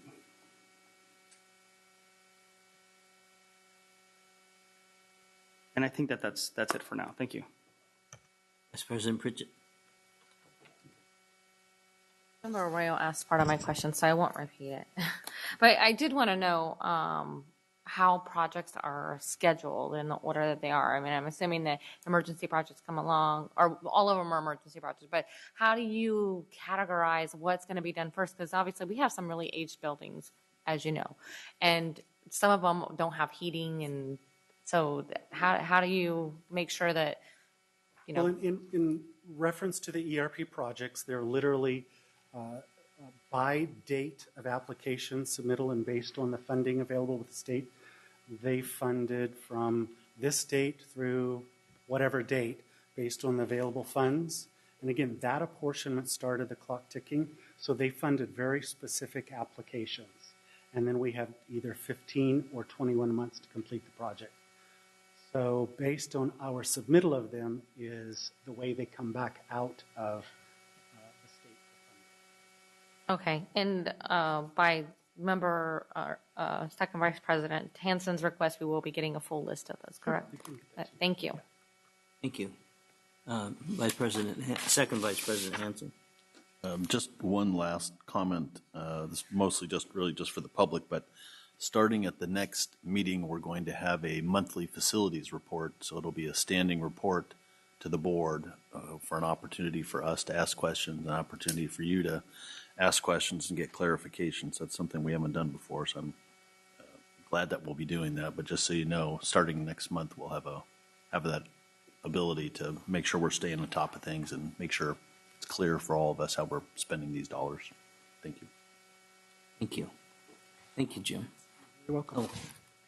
Superintendent. No, I don't have a question. I just really want to also commend the staff. I mean, to be able to acquire that kind of funding, it takes a lot of due diligence. You have to stay on top of the process. You have to submit things. You have to meet deadlines. You have to make a point of why you need these monies. And as we know, even with this additional money and the bond money that we have, we still are not going to be able to address all of the construction needs of this district just because of the age of the buildings that we have.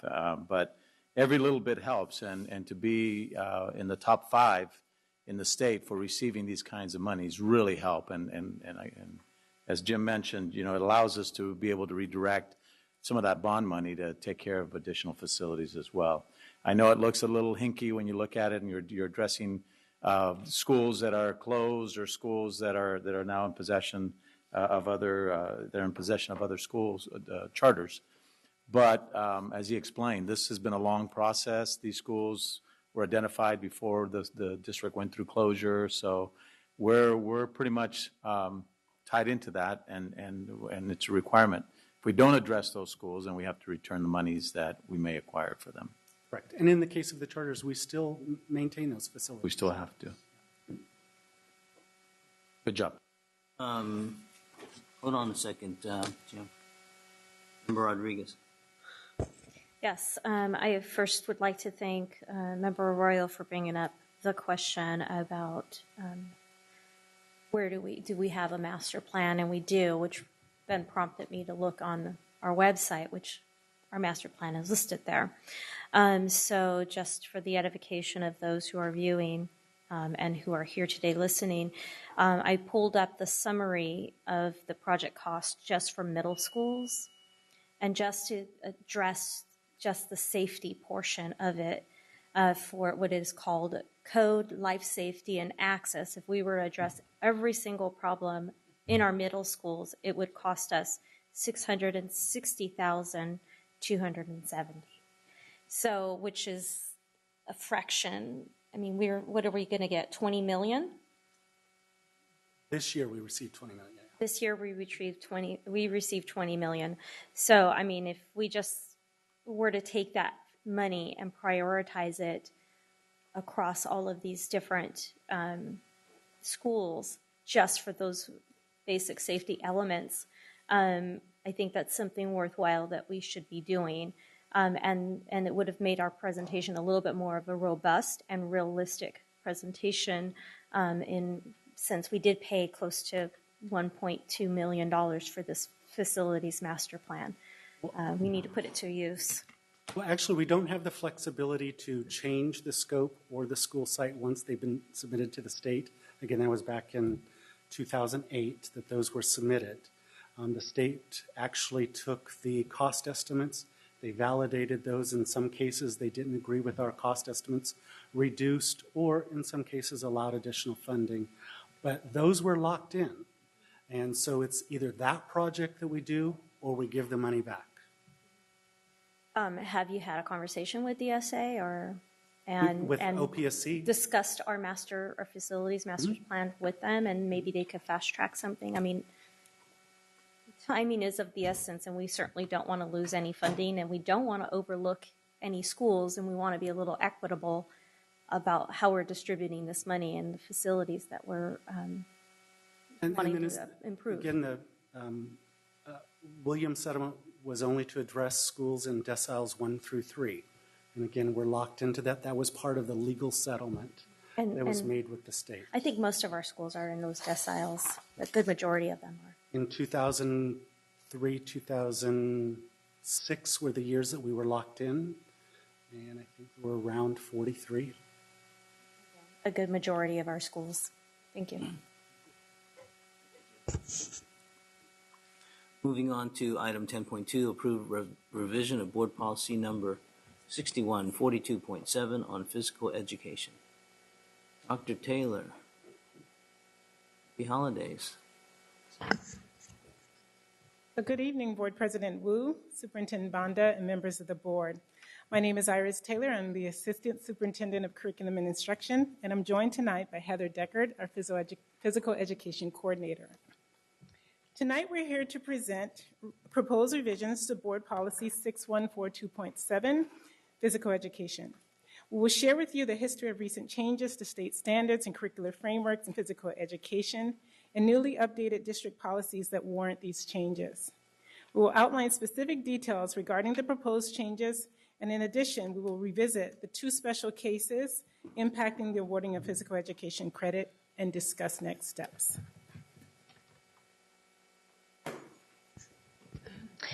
EdCode requires that physical education courses align to the PE standards and framework, that it meets the physical education minute requirements, addresses the physical education fitness testing requirements, and outlines special circumstances where exemptions may apply. The proposed changes to the policy allow for alignment of the 2005 California Physical Education Standards. The course of study for high schools, which encompasses the 8 components of physical education, such as effects on physical activity upon dynamic health, mechanics of body movement, aquatics, gymnastics and tumbling, individual and dual sports, rhythms and dance, team sports, and combatives. In addition, we've added MVPA because the promotion of moderate to vigorous physical activity is increasingly seen in the field of physical education as a critical component to an effective physical education program. The new policy has additions such as descriptions of physical education for students with disabilities, including alignment to IEPs and 504 plans, as well as accommodations and modifications on the physical fitness test in accordance with the EdCode. We've added the required physical education minutes for clarity purposes to ensure compliance with the state law. We field questions about the minute requirements every year and want to make sure it is very clear what are the requirements according to state law. The new policy spells out the requirements for the testing window, as well as what is considered passing for high school students in order to qualify for a 2-year physical education exemption. California is a 4-year physical education state, and students must qualify for a 2-year exemption. The policy also clarifies reporting requirements.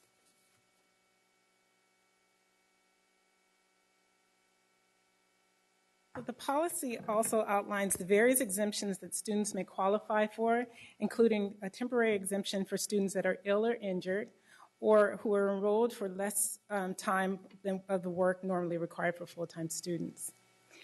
The 2-year exemption that provides greater flexibility and when students need to complete their 2nd year of physical education. This is reserved for students passing 5 out of the 6 areas of the physical fitness test, and those students must elect to invoke this exemption. The policy also outlines permanent exemptions for students that students may qualify for, including the 16-year or older exemption, which is designed for students who are not able to successfully pass 5 out of the 6 areas of the physical fitness test after their sophomore year of PE, or for those students whose schedules are heavily impacted due to scheduling challenges. The remaining exemptions are for students enrolled as postgraduates or those enrolled in a juvenile home or other setting where the student receives scheduled recreation. Finally, the athletic exemption is for students that are enrolled in regular school-sponsored interscholastic activities. So those are all of the revisions that we are proposing for the physical education policy. We now would like to provide an update on the 2 special cases of marching band and JROTC that were discussed in the previous presentation. In the previous presentation, we discussed that the local governing board has the authority to determine which courses will receive PE credit, and those courses must adhere to the criteria outlined in EdCode.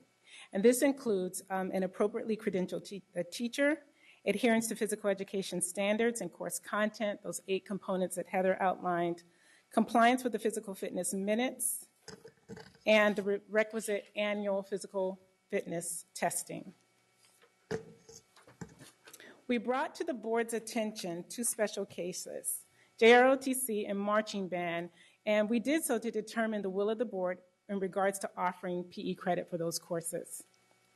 We revisit these tonight to outline the actions that have been taken since the last presentation, as well as those that still need to be taken in order for these courses to be in compliance with Ed Code and for PE credit to be issued.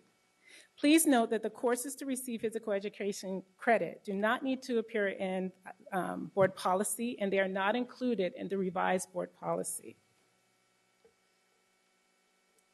So to bring JROTC into compliance, we've met with and are working with our JROTC instructors on obtaining the special teaching authorization, which can be achieved through administration of a subject matter competency test. The course of study will be revised so that it adheres to the California physical education standards and the 8 components of physical education. And the course content will be also revised to include the 400 minutes every 10 school days. And finally, our JROTC teachers will administer the physical fitness tests. To bring marching band into compliance, we have sought clarity from CDE and CTC on credentialing and subject matter competency and the ways that teachers can go about receiving those. Moving forward, we will work with our labor partners and HR regarding avenues for teachers who choose to teach this course, because we can't require it. It is an option for those teachers to teach the course in a manner that it would receive PE credit. The marching band course of study will need to be revised to include how the California physical education standards and 8 components of required course content will be met. The course will need to be reconstructed to ensure the 400 minutes every 10 days. And then finally, marching band teachers will need to administer the physical fitness tests. This slide outlines possible physical education pathways students may access over their 4 years of high school. The first column outlines the various scenarios or ways that students may receive physical education credit during the 9th grade year. Marching band and JROTC are indicated as potential courses, as they will need to be brought into compliance with Ed Code to be viable options. The first row outlines possible course options during the remaining years of high school for students who pass 5 out of 6 areas of physical fitness during their 9th grade year. The second row outlines options for students who do not pass 5 out of the 6 areas on the physical fitness test. And then finally, the last row are options that might be possible for students who are eligible for that athletic exemption. There are cost implications for bringing the JROTC and marching band courses into compliance with Ed Code, and we estimate these to be approximately $65,000, with some annually recurring costs. And this is to support items such as the revision of the course of study, pursuit of specific teaching authorizations that teachers may need to adhere to, and then to demonstrate subject matter competency, and then finally, ongoing professional learning for those teachers. We will continue to work to bring the 2 courses into compliance. But tonight, we seek approval of the revisions to the Physical Education Policy 614 2.7. And our next steps upon approval will be to develop the education administration regulations for the policy. We'll take questions after public comment.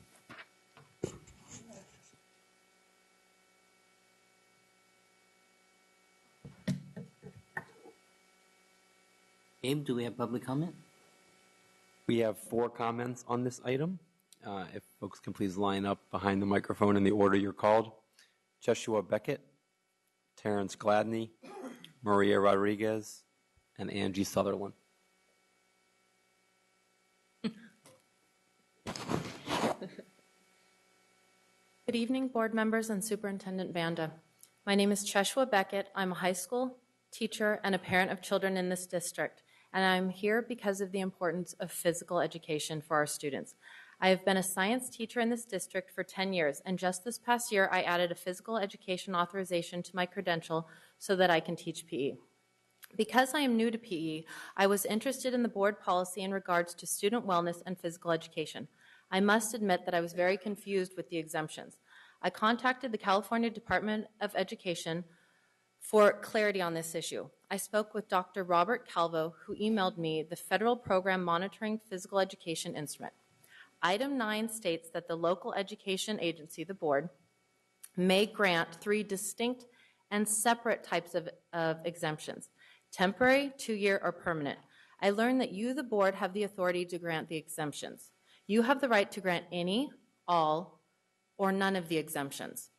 I am very concerned with the lack of physical activity of our youth and what that ultimately means for their overall wellness.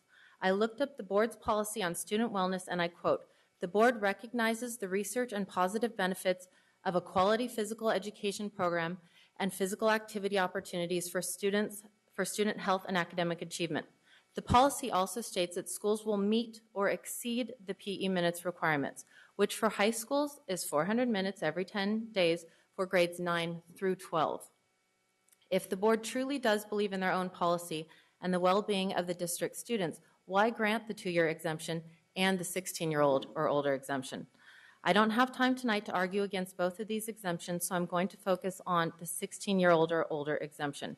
If students receive the 2-year exemption, they might take PE their freshman year and then again their senior year. But if they also get the 16-year-old or older exemption, they would be excused from that second year of PE. Therefore, many students would only take 1 year of PE in high school. How is this complying with the board's own policy on student wellness? How is it providing for our students' well-being? For some students, PE is the only activity they do all day. Please uphold your own policies and do not allow for the 16-year-old exemption. Please help ensure for the well-being of our district students. Thank you. Sorry, I went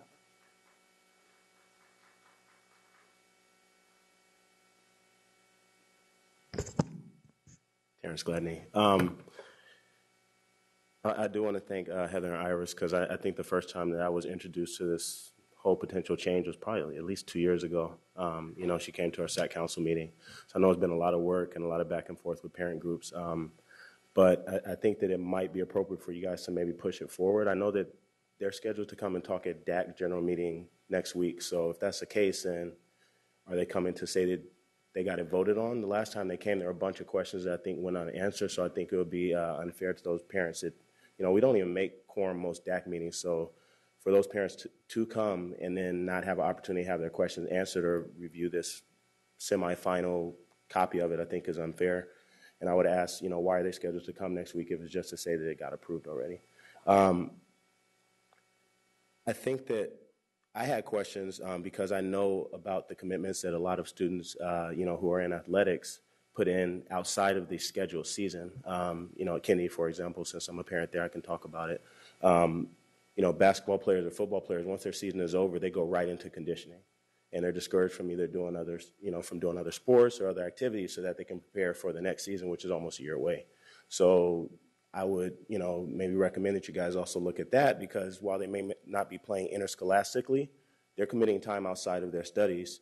And then what about the kids who maybe start practicing with the team in the summer, practice all the way up to tryouts and don't make the team? They spent probably close to half a year committing themselves to activity as well, and in the process have helped those people who are even going to make the team be better and represent the school better.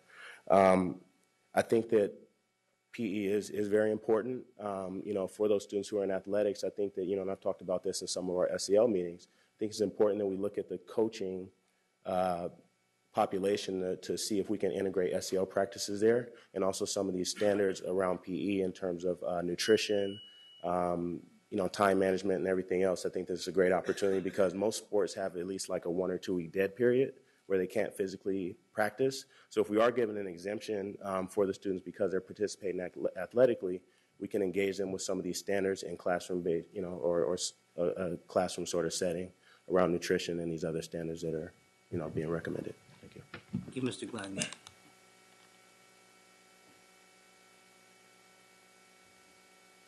Good evening, Superintendent Banda, President Wu, and members of the school board. My name is Maria Rodriguez, and I'd like to introduce myself as a very satisfied consumer of the school district. I have a high schooler and a junior higher, and I've loved every school and just about every teacher and administrator that my kids have had. Both of my kids are in band, so this speaks to me. I did not realize this was on the agenda tonight, so I come a bit unprepared, but I have a couple of things to say. I hope you will consider the band exemption. I know that at JFK, they do a lot of activity, and they also are encouraged throughout the summer to do activity. Our family in particular challenges our son to do extra activity since he's not currently in PE. And band is essential to both of our kids. My son is in the PACE program. He wants to take 3 to 4 years of Spanish. I would love it if he'd consider speech. And he's passionate about band. If there's a conflict and band he has to choose, I don't know which one he'll choose. It might have to be band, but besides the fact that it stimulates his creative mind, I cannot tell you how much it has helped him in his socialization. I have 2 very different kids. The older one's quiet, the younger one's totally out there. If the older one didn't have his band connections, I'm not sure how he would be navigating high school right now.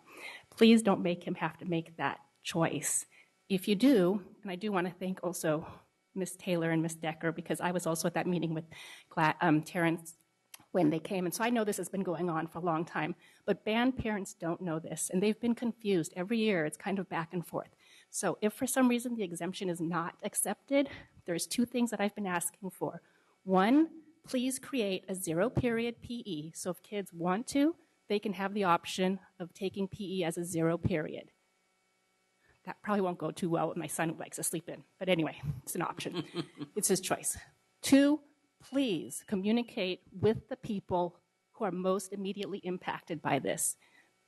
My son's a sophomore. I am nervous that if this doesn't happen, he's going to find out too late in his high school career that he is not qualified to graduate because he doesn't have PE. Please, please communicate with the people that this impacts. Thank you. Good evening. I'm Angie Sutherland. I'm a parent at Hollywood Park Elementary, and I also support the exemption for band. My son was in band at West Campus several years ago. My comment is more technical in nature. There have been a lot of board policies on the agendas, it seems like more this year than ever. And it would be nice if they were vetted more with stakeholder groups. I know Dr. Taylor was very diligent about going around to the different groups, and she did do that with this policy, at least with my group and another meeting I went to at my school site. But I really appreciate the fact that in the revised policy, they did track changes. It really helps, and they indicated why they put that in there, like if it was CSBA or whatever. So I haven't seen that on any of the other policies, and in fact, they've been a little confusing.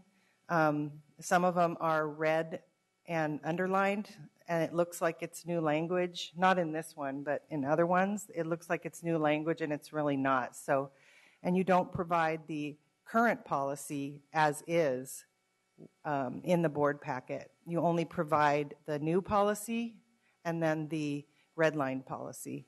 So it's been confusing and also not enough time for groups, stakeholders to get together and discuss these policies.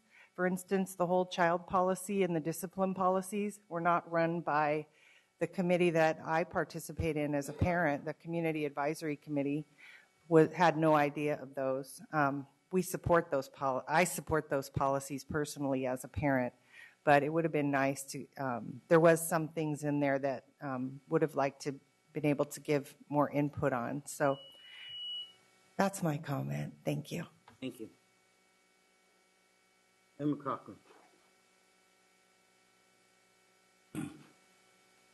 Thank you. I really appreciated your presentation. I'm still figuring out some of the buttons up here and gaining confidence, but I have a particular interest in physical education, and I wanted to address a couple issues. Some of them are just questions you can probably answer quickly, and they're a little bit all over the place. So first of all, can you define combatives?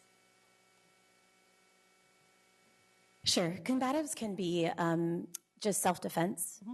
It could be at one of our schools we teach boxing, wrestling, and jiu-jitsu.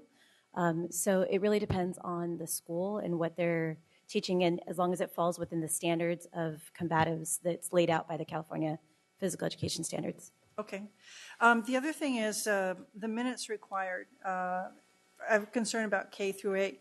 It's a 10-day period. What is the philosophy of this department and the district as far as ensuring that students have physical education opportunities every day? So We've held them to the 200 minutes over the 10 days because in some instances, those classes are not necessarily taught by a physical education teacher, maybe by a classroom teacher to allow some flexibility, but we hold them to the 200 minutes every 10 days. That there's no overarching philosophy about the importance of everyday physical activity? Yes. There is? Yeah. There's about the importance of physical activity, but the physical education policy, the physical education course is beyond activities. Our students get physical activity every day, but what the PE minutes and the requirements are around the physical education. Okay, thank you. I appreciate that answer. You're looking at a board member who was a very, very sorry third clarinet in Sacramento High School marching band, but it allowed me a lot of opportunity to march, and I would and exercise, particularly in the summer months. It was quite arduous. I would encourage all my colleagues here on the school board to accept this exemption. I think that it is valid and that it will actually help a lot of students because they do have a lot of physical activity in band. One thing I do question about this, though, I don't know if you know, but I'm also a credentialed teacher. I happen to have 3 separate areas that I'm credentialed in, but I can tell you combining PE and music is kind of a hard stretch. And you're nodding, but what's the plan for that? Have you... So I just want to clarify, because we keep saying that the marching band exemption. So marching band isn't an exemption.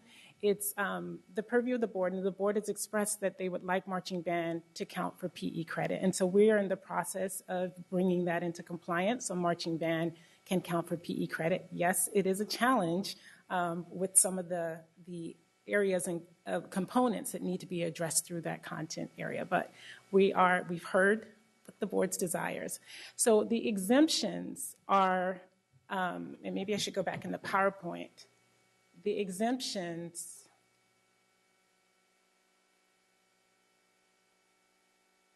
these are the exemptions. So there's the temporary exemption, the 2-year exemption, permanent exemptions. There's the 16-year or older, students enrolled as postgraduates, and student enrolled in juvenile home or ranch camp. And then finally, the athletic exemption. So those are the things that are outlined in the policy. We brought marching band and JROTC because, as you can see here, there's a lot of questions. There's a lot of different perspectives around it, and so we wanted to hear the will of the board, and that's why we brought it to you the last time. It wasn't a part of the policy. We don't outline the courses that count for PE credit. We don't in board policy. Those courses would need to be brought to the board for approval. The courses of study would need to be brought to the board for approval, but we tried to do 2 things here, and I think they're becoming conflated as one. So it's 2 separate things. They're the revisions to the policy, and then we had this question around the desire of the board with JROTC and I thank you, and I do apologize if I'm backtracking and I wasn't here. You're new. One quick question. It's about the ROTC. The certification requirements are not a California teacher credential. It can be another type of permutation of that. Are you talking about someone who has training in education or coming from outside, perhaps like an Army background? What exactly does that mean? Right. So with JROTC, the state CTC, I'm sorry, the credentialing, California Teacher Credentialing has authorized JROTC teachers who have a designated special subjects credential and show subject matter competency to be able to award, for PE credit to be awarded to those courses where those teachers have that authorization. And so they gain that authorization through a subject matter competency exam. I appreciate your effort, and thank you for support of marching band.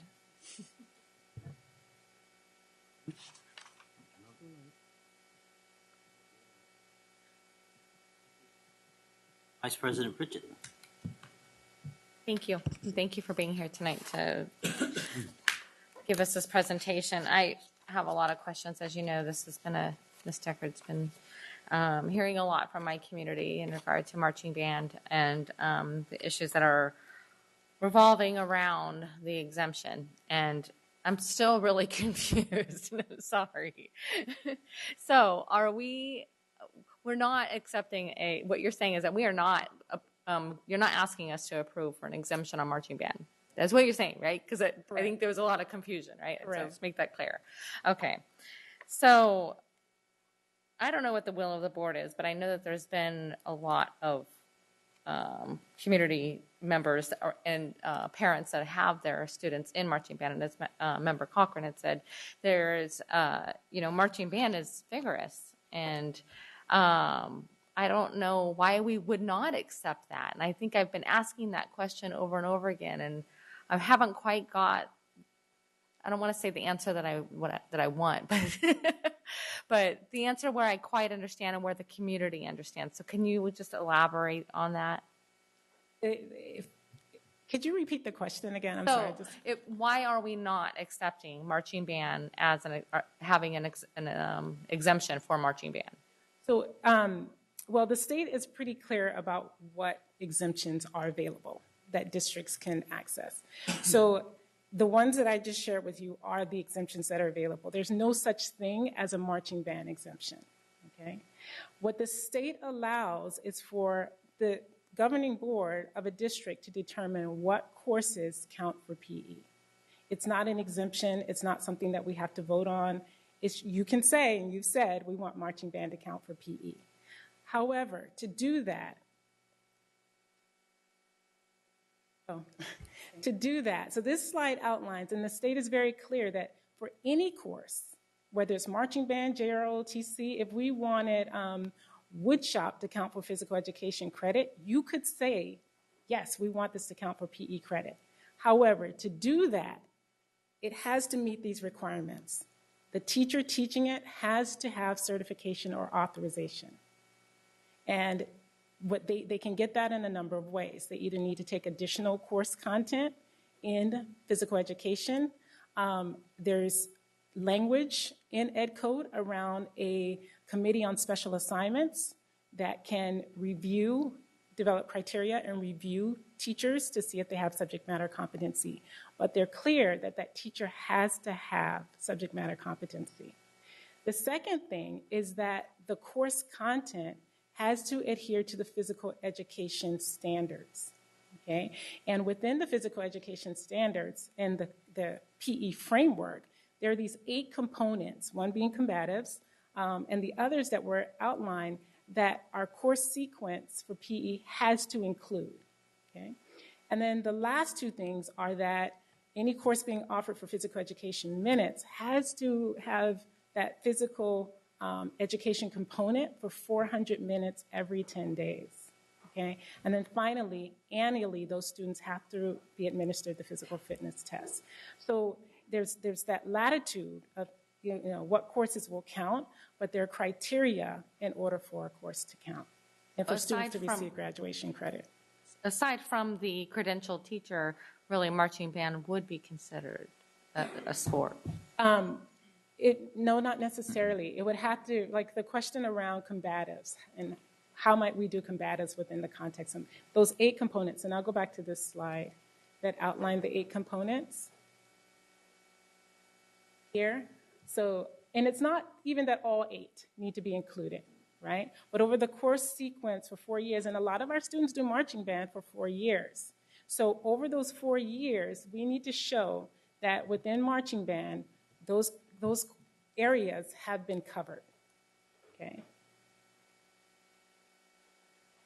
So it is a challenge, but like I said, the board has expressed their desire for this to happen. And so we are working diligently to try, to make it happen. But it's not something that we can say tomorrow that marching band will now count for PE, because we know we've just went through a federal programs monitoring review, and we are out of compliance with this in terms of our courses and the content that's specified in those courses. And so we have to be careful, and the reason that we moved away from marching band was because we were not in compliance. And it puts the district at risk in terms of funding, in terms of a host of things, if we are not in compliance with Ed Code. So it's my understanding that we've been out of compliance for a while, correct? At our last federal program monitoring review, which was about 4 years ago, we were found to be out of compliance. And so the changes that we made in terms of saying, from this point forward, we will not offer, currently we don't offer PE credit for marching band to bring us into compliance. To go back tomorrow and say we're going to now offer it, we need to have these things in place so that we're compliant and won't have the issues moving forward. Do they give us a deadline of when that has to happen by? I mean, or are we as a board able to say, well, we're going to wait and be able to get the credentials that the teachers need, so that way we would be in compliance? So 4 years ago, we were informed that we were out of compliance. And then we just went through a federal programs monitoring review 2 months ago, roughly. And so marching band was not an issue of compliance this time because we weren't offering PE credit for it. Okay. So we brought it into compliance, but so to reverse it now, I would impose on the board that we put these things in place to ensure that the course meets the requirements before we say it's now How soon do you think that eligible. could happen? So it takes a couple of things, and I'm going to speak specifically to marching band. So for marching band teachers it has implications for their work conditions, and so we need to negotiate this with our labor partners. And so, we're working with HR to set up meetings so that we can talk through the implications of marching. It changes what they're doing pretty dramatically. And so we have to negotiate that with labor. So I can't really say, put a timeline. We're trying to set up meetings to begin to have that dialogue now. Also working with marching band teachers and looking at the course content and where is the opportunity to make changes.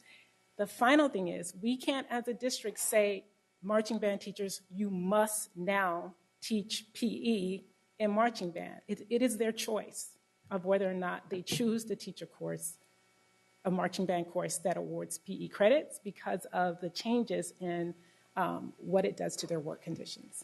And Iris, I would just want to add real quick. So wouldn't they have to also be duly certified or certificated?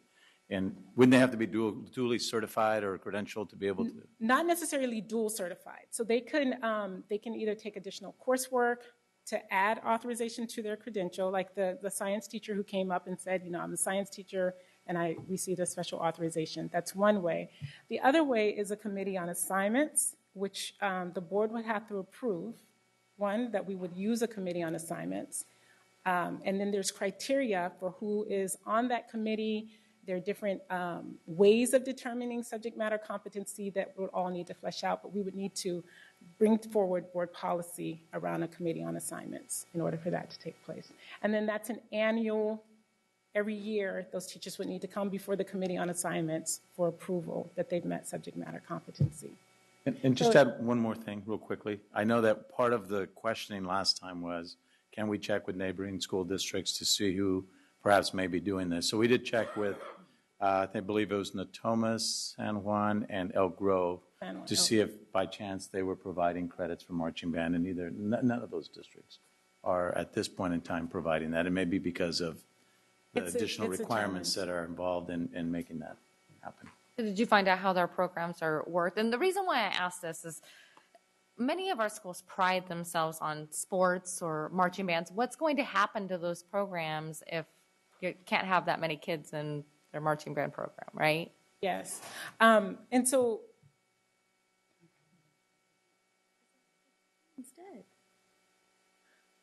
yeah, I mean, in those districts where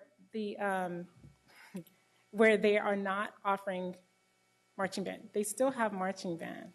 They still have JROTC. Those things don't go away. What it requires is, really looking at student schedules so that they can do both of these things. Yeah. The one parent recommended, perhaps a 0 period where they can add another class onto everything they're doing presently would be potentially one option. Right. And then it's looking at the costs that are associated with that. Mm-hmm.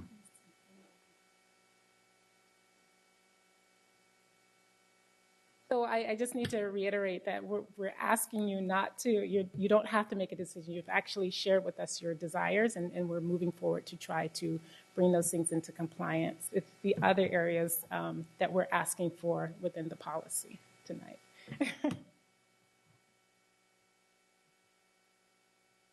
Member Royal. Thank you, President Wu. So, Dr. Taylor, thank you for such an enlightening presentation.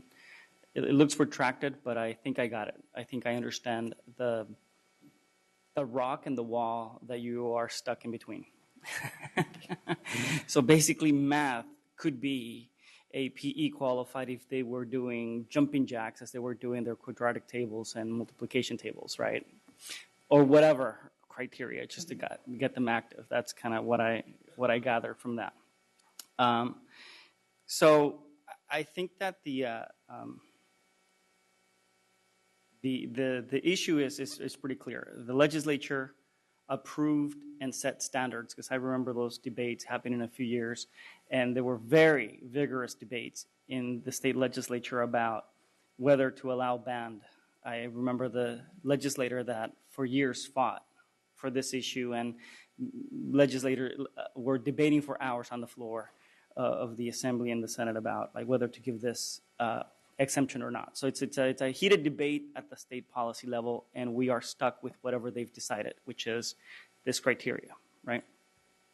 But what I hear on the other end is the parents, the students, the people that actually live in the trenches and have to deal with this day in and day out. So then the only opportunity that we have as a district is how do we marry the imposition of those standards and how do we facilitate them? So I see our role as looking at what the state has given us and see how we create magic, and it's a contortionist job of how do we make this fit. I think to me that's the quandary that we're in. Am I correct in this? You are. You're correct. Okay. And can I? Absolutely. And it's not, I guess another aspect is that it's not a blanket issue, right? So it's kind of like different students have different issues, and then how do we work with those students' families to try to, we don't want to impede anyone from taking the courses that they desire. They're required courses that they must take, and so how do we help construct schedules, so to speak, for your schedules? Correct. And so, and that's what I was trying to get at is, instead of debating whether we should or should we not, or what can or we can't, I think we're pretty clear what we can or what we should do. As much, I think that the debate here should be is, what are the district's capabilities to allow whatever subject that we're interested in to qualify as PE, and then how and where do we put the resources to enable those changes to happen, meaning professional development, recruitment, the things that allow the district to then to have the structure in place that allows a PE to be qualified through band or GR or TC. What I don't want to see is a district's assumption that teachers just won't do it, right? Have we asked them? I mean, do we know if they want to do it, right? Obviously, a teacher came in here and says, I personally took the interest to do it. So there is an interest. So I really don't want to start from the position of, well, we're imposing on them and they don't want to do it. Well, we need to first ask and engage and communicate. And I will say that the marching band teachers have expressed an interest. So it's not, okay. Well, so, it's not out of, but we're not at loggerheads there. I mean, so I think that that's where we need to kind of then kick the conversation to the next level and to the level of cooperation, and then discerning where the spaces are where we can make this happen. Just one option that I want to throw out there, and it's yet another controversial issue, but it's allowing students to have priority enrollment in classes. I mean, it happens in community colleges, it happens in universities where students that are athletes or have particular activities that are demanding of their time because it's a desirable activity and the institution appreciates it, allows the students to then have priority enrollment in classes to ensure that they can fit all their academic classes, all the requirements, plus all the physical activities that they should engage. And Ms. Zucker, would you like to chime in on this? Yes, sir. Yeah. So for athletes, there is a 6-period athletic physical education class that allows them to, when they are in a sport and they have to leave school early for a game or whatever it is, that they're missing out on their physical education time, and that's because it's comparable, and then they're getting the content when they come back. And that's the most important part. It's not just the physical activity part, which a lot of people feel physical education is about. It's not about just physical activity. It's about the content, and that's what's missing when you just do athletics. And so there is priority in the schools, in the comprehensive schools, where the athletes get 6-period PE so that they can get the content, they still can go and leave school so that they're not missing out on some of the other core classes that they may have. But I'm also talking about priority for the other activities, because the particular sport that they're involved is only for a segment of the year. It's not year-round. So, I mean, it was brought up earlier. So the football player, soccer player, track, whatever they do, they have the other remaining balance of the year to have active. And if they do band, then they only have half a credit then for that year, right? Because they only did that sport, and then if they're not in PE, so they have to, after finishing their sport, the following semester they have to do PE.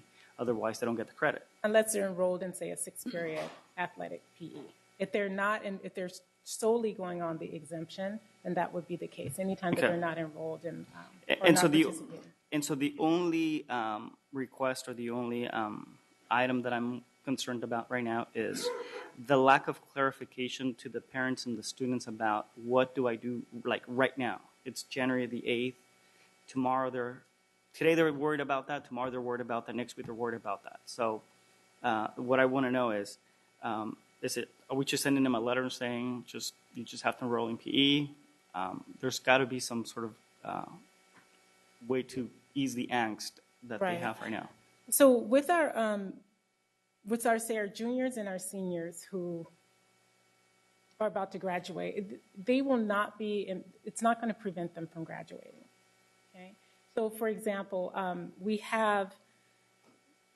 we're trying to pull data on which students have been in marching band who have 10 credits of PE and are missing, say, the last 10. Okay? This is where some of the exemptions, it's not there's no marching band exemptions, but there are other exemptions that could potentially apply that would not prevent them from graduating. So there's no danger of those students now not being able to graduate from high school because of this. Okay. It's not a danger. Okay. And then one last question is, besides their coach or band teacher, who can parents talk to? Is there a phone? Is there an email? Who can they directly connect in the district to? Just me. You will field all questions and all. Okay. Yes, between Heather and I, we will field the questions around physical education. And so, yes, there's a web link on the district website, on the curriculum website, where parents can enter, if they want to do it through web, or there's a phone number. My information is on. And so if superintendent would indulge me, I think that because of the number of parents in the district and high schools and students that are interested, is that something that we can bring a little bit more to the forefront of the website to say parents with questions about PE, marching band.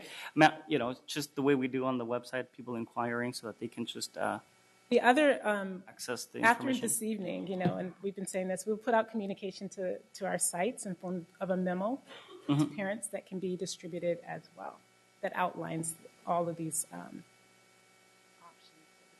And then just as a final comment, is there something is this something that requires further evaluation, not only from staff, but the board or stakeholders to figure out how do we become a truly innovative district and find the balance between marching band and being a marching band that actually provides PE credit?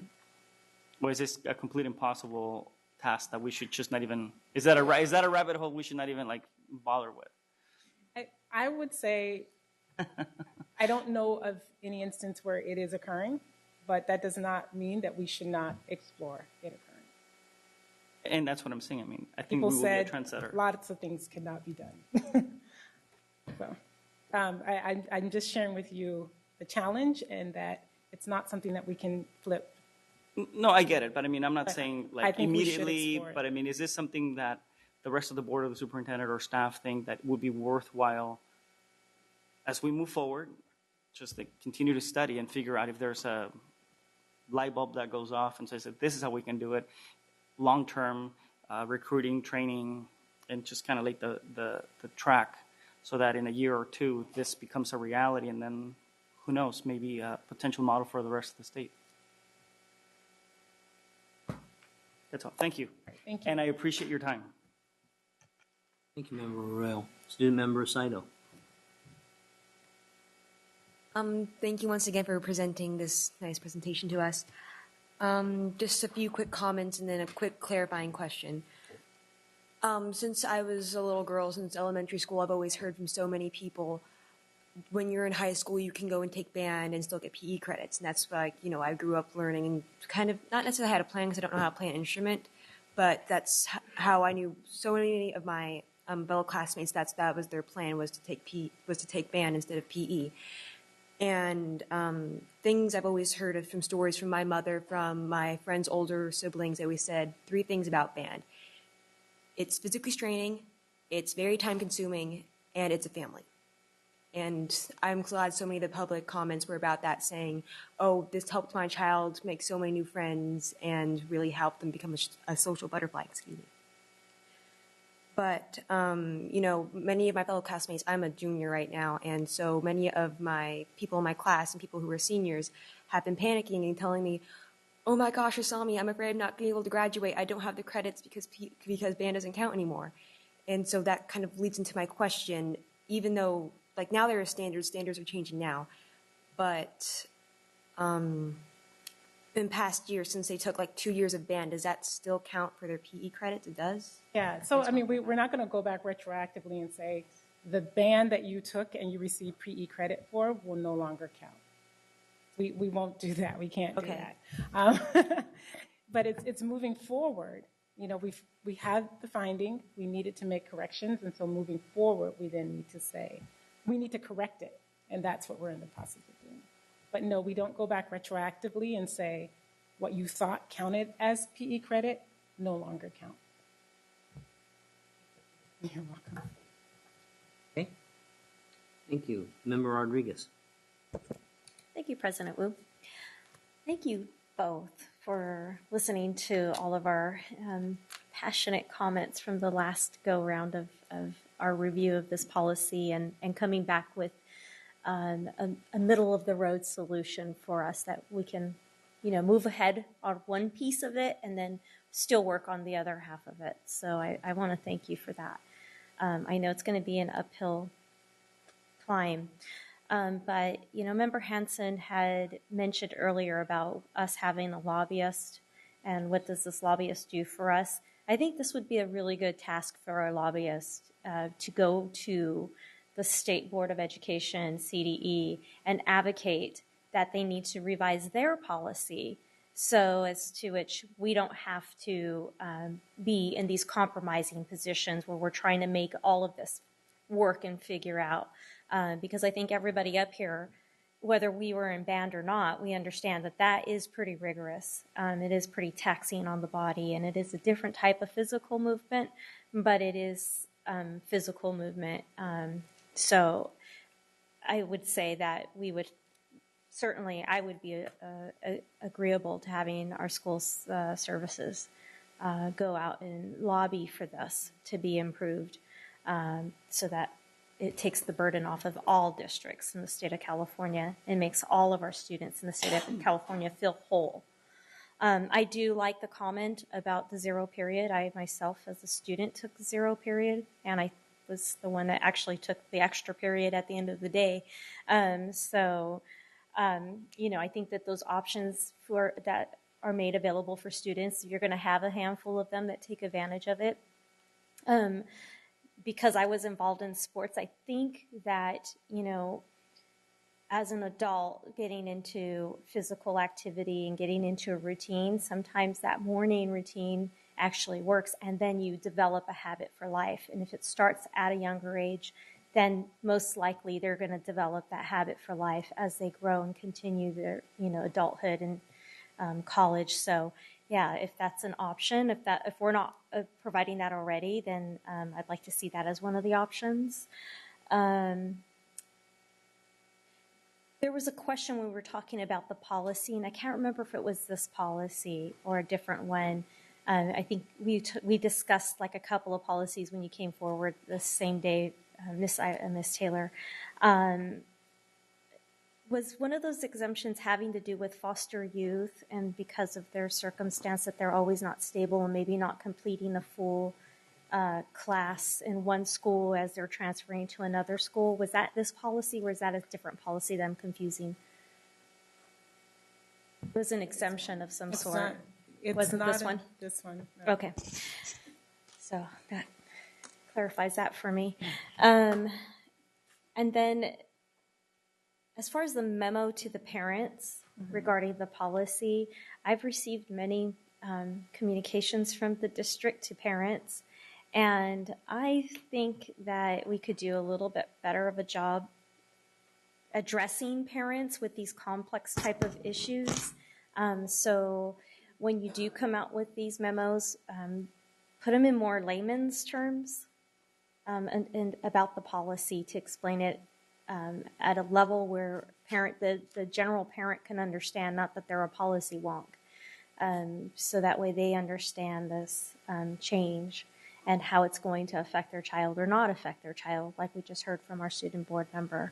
And at the same time, perhaps maybe you send it out to all of our high school juniors and seniors so that it takes that pressure off of them as well.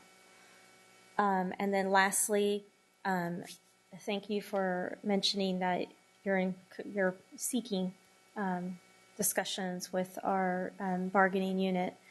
And I would hope that we would have the voice of these instructors at the table alongside everybody else that is normally there at the table, so meaning the actual teacher themselves. So that way everybody's coming to the table with a full understanding and a full voice. That's it. And again, thank you.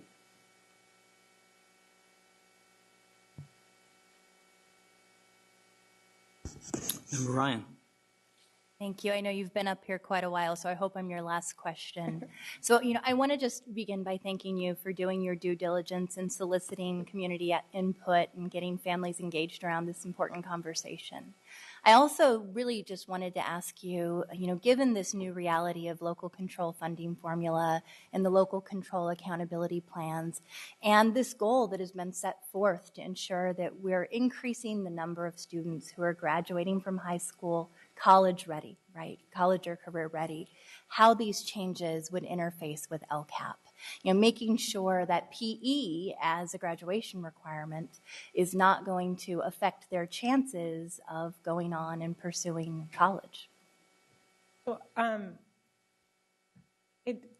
if we look back, PE has been a graduation requirement for a long time, and there are many students who successfully graduate from high school, move on to college, who take 2 years of PE, 3 years of PE, 4 years of PE. So it doesn't have to impede their ability to go into college. Many students take a robust PE 4-year sequence in high school, and then they go on to college, and those are our PE teachers. Those are the people who come back and really advocate for physical education. So I don't think that it is and should be, it's not a deterrent for students being able to go on to college. I think some of the things that you've outlined in terms of options, what we want students to have are a variety of options and pathways to graduate from Sac City and be college and career ready. The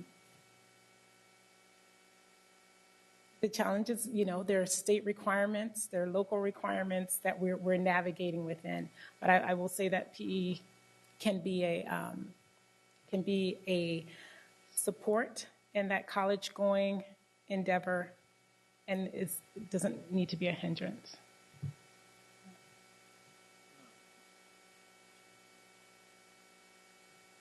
Are you done, Member Ryan? Turn off your number. Vice President Pritchett. Thank you.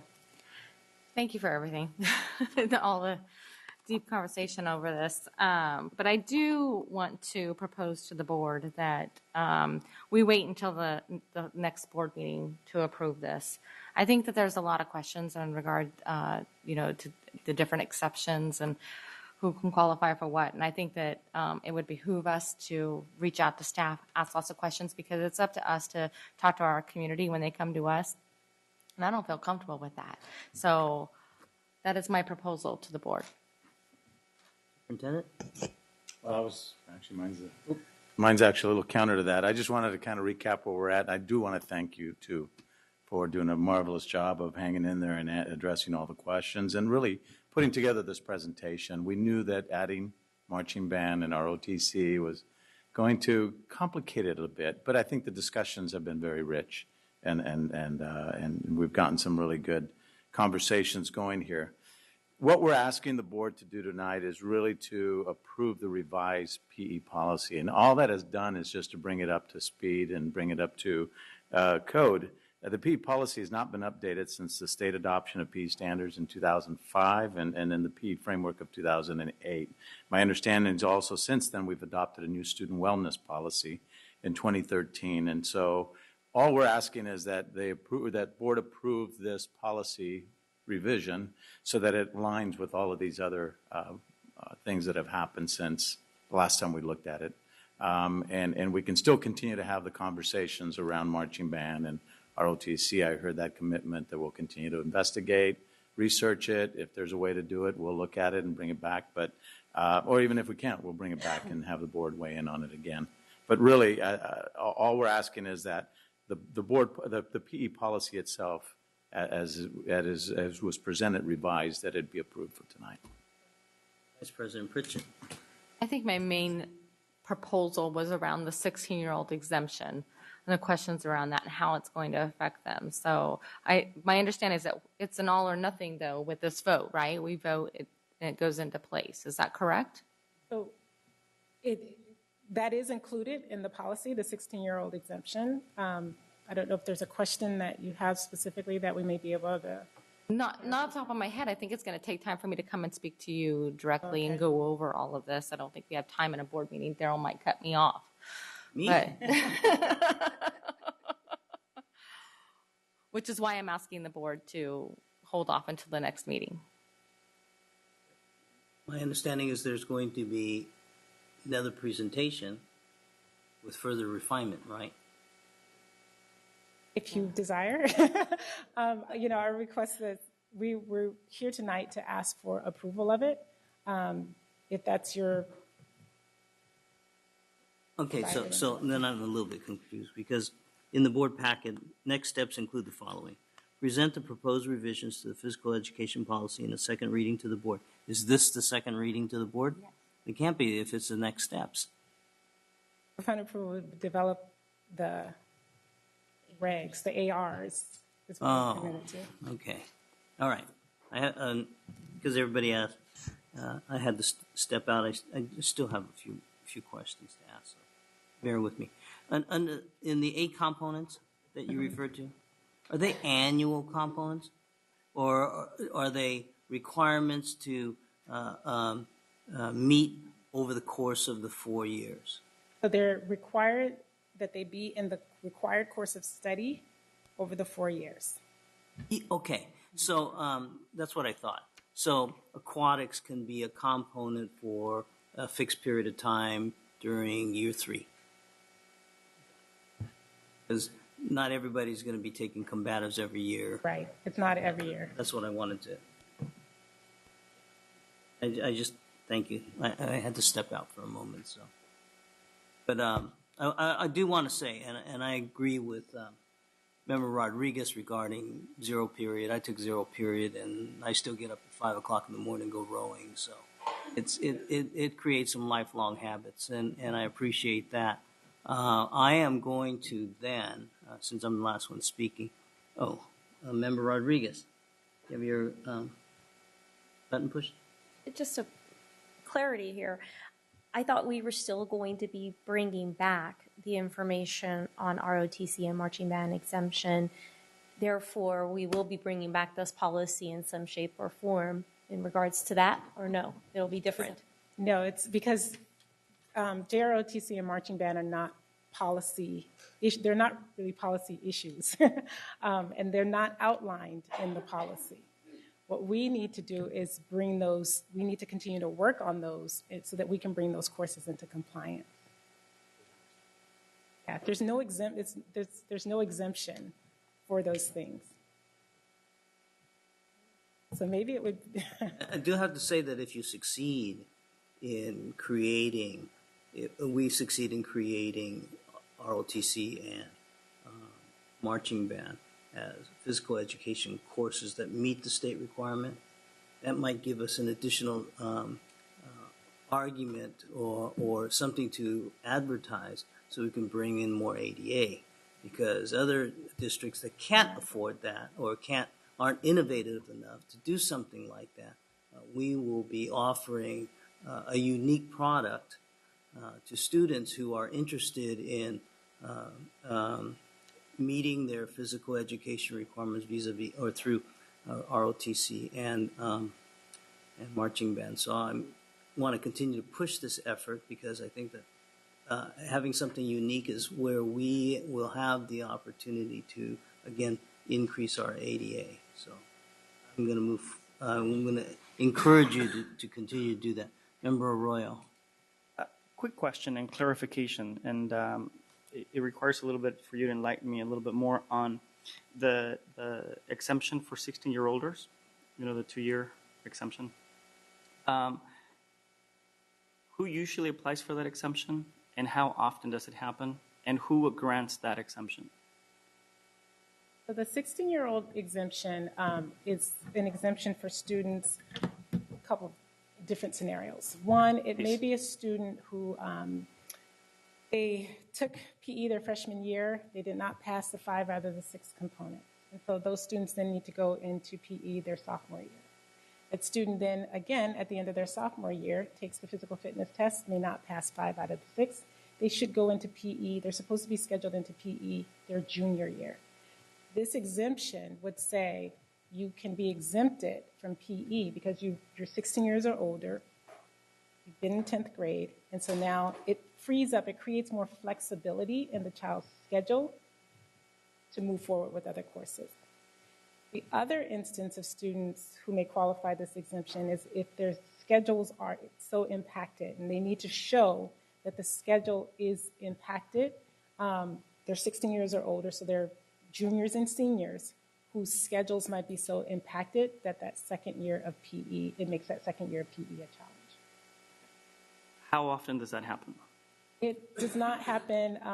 Historically, we have not really used this exemption. So you haven't had any last year? We haven't had anyone use it. When was the last time that do you have any knowledge of anybody that has used this 2-year exemption? No. Or the last time that it happened? No, okay. Because I would say it has not necessarily been known as an option for people to use. And then who would grant this exemption? So this is one where the site would need to show evidence that the child's schedule is impacted to grant the exemption. But is it the counselor? Is it the principal? Is it the board? The principal as the authority at that. So the principal would grant that. Okay. Would the counselor know? I mean, the counselor absolutely would, probably be involved in the collecting of the evidence that the child's schedule is impacted. So students who, have a heavy load of AP or some of the issues that have been brought here could feasibly qualify for this exemption. But we would want that evidence because the next time we have an FPM, they're going to ask not just who was granted the exemption, but where's the evidence that the student's schedule is impacted. But we still have no record in the last years of when that has happened. We have not, and our students have taken PE and graduated and performed. Okay. I hope this clarifies some of the information for other board members and the public as well. Thank you. Appreciate that. I appreciate your question, Member Arroyo. So at this point, I have no more speakers. I entertain a motion. And everybody speak at once. I'm going to sit here till we get a motion. You know what? I had a Okay, but you didn't have a second. a counter motion to bring this to the next board meeting. Okay, so we have a motion and we have a second to bring this matter back to the next board meeting. Do we have any more discussion? Member Rodriguez? Superintendent, what would it mean if we brought this back to the next board meeting? Is there a timeline that you're working with? No. We just wanted to be able to move it forward. Again, it was just what made this a little bit convoluted. It was intentional, was to be able to have the other discussion. And we could have done it in isolation, but really they needed to be done together. So we can bring it back, but I'm not sure what we're bringing back around the next time. I mean, if you have questions regarding the actual policy, we would entertain those and make, be able to respond to them and bring it back for a third time around. But the marching band and all that, we can still get questions on those, but that's probably not going to be brought with solutions for the next board meeting. All right. Thank you. Any other questions? Any further discussion? Okay, so the motion on the floor and the second are to bring this agenda item back for the next board meeting. All those in favor signify by saying aye. Aye.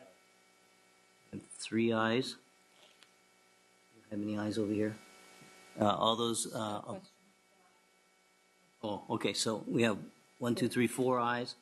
All those opposed signify by saying no. No.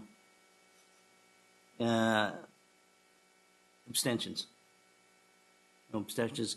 So I counted 4 ayes and 2 noes. Who else didn't vote? Okay, I need a hand vote.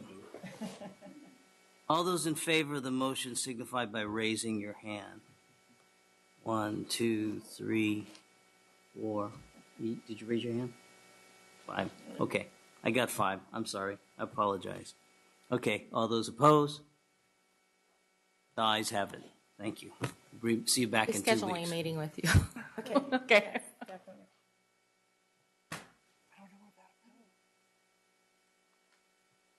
Okay, moving on then to item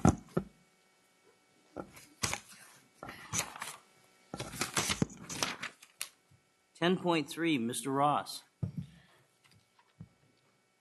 Good evening, President Wu, Superintendent Banda, members of the board. I apologize in advance for my raspy voice and getting over a cold. We're here tonight. I'm here tonight to present and lead the board through a discussion on the selection of the LCAP Advisory Committee. And in a moment, I'll take you through a brief summary of how we got to this point and the recap we've been in recent meetings. But before I do that, I want to take an opportunity to introduce to the board and to the public our new LCAP and SPSA coordinator, Kathy Morrison. Many of you know Kathy from her work in our Family and Community Engagement Office. Many of you know Kathy from her great work in our Family and Community Engagement Office. And as I think we talked about at one of the recent LCAP presentations, this is not, the LCAP work is not a layer on top of what we're already doing. It can't be. It needs to be embedded into everything we do throughout the course of the district and the year. And so we need that person to really focus on it and make sure that all of this work is in alignment and that we're aligning the site plans with the LCAP. So Kathy brings a great skill set, and we're thrilled to have her. So again, we've seen this, we've seen this, many of this information before, but just to recap, as we know, LCFF was signed into law at our own Cal Middle School on July 1st, 2013. And the Local Control and Accountability Plan, the LCAP, is LCFF's vehicle for transparency and engagement. At meetings in October and November, we discussed the framework for what will be the Parent Advisory Committee that's called out in LCFF. And as you all recall, discussed different options for how to create that group and make sure that it was a democratic process that was reflective of not just the community we serve, but specifically the subgroups called out in LCFF. And we have a quote here on this slide from the actual LCFF legislation that specifically talks about the role of parents from parents of these LCFF subgroups in this process. This is a slide again you've seen before, but I think it's really important, and it's really this sort of the crux of our plan and our strategy around engagement. You know, it has been and continues to be about and not or, right? It's about different types of strategies for engagement. It's not a one entry point for parents or for community members, but creating as many opportunities as possible for people to be engaged in this work. And it's particularly important that we remember that tonight, as we talk about appointing a 16-person body that's going to help advise the board on this topic, there are no 16 people in Sacramento who can provide the voice of every one of our parents and students and community members and partners. This is a group that I think will be reflective of all of those voices, but it can't be the only part of the process. So important to remember, and for those out there who applied and may not be selected tonight, there are many, many other opportunities to continue to be engaged, and we hope that folks will avail themselves of those opportunities. So again, what we've proposed and we're moving with tonight is a 16-member committee made up of appointees by you, 2 appointees from each board member, and 2 appointees from Superintendent Banda. We laid out specific criteria for the demographics of this committee. First, have at least 10 parents. Again, the legislation really specifically notes that this group is about parent voice. We initially laid out a recommendation that this group have 2 students. That has posed to be a bit of a challenge for us in soliciting student applications, in spite of the great efforts by our Youth Development Office, who presented at SAC and reached out to all their network of student leaders around the district. To date, we haven't had any applications from students. Certainly would love the support of our student board member in continuing to get the word out there.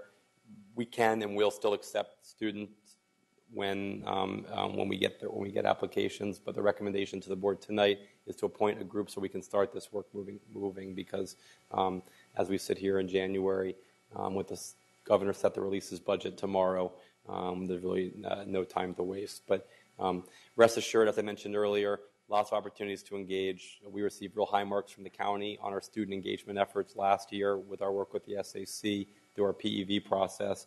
So student engagement will be a critical piece in the engagement efforts, even if there aren't students reflected in this group. The rest of the demographic breakdown, at least 11 representatives from Title I schools, at least 3 representatives or folks who represent English learners, at least 2 people who represent students with special needs, and at least 1 representative from the foster youth community, and no more than 3 staff members. Those numbers aren't arbitrary. They're reflective of the demographics in our district. So 11 of 16 is roughly akin to the percentage of our district that's free and reduced lunch. 3 of 16, roughly akin to the percentage of our district that are EL, et cetera, et cetera. So we wanted to make sure that this group was reflective of our district.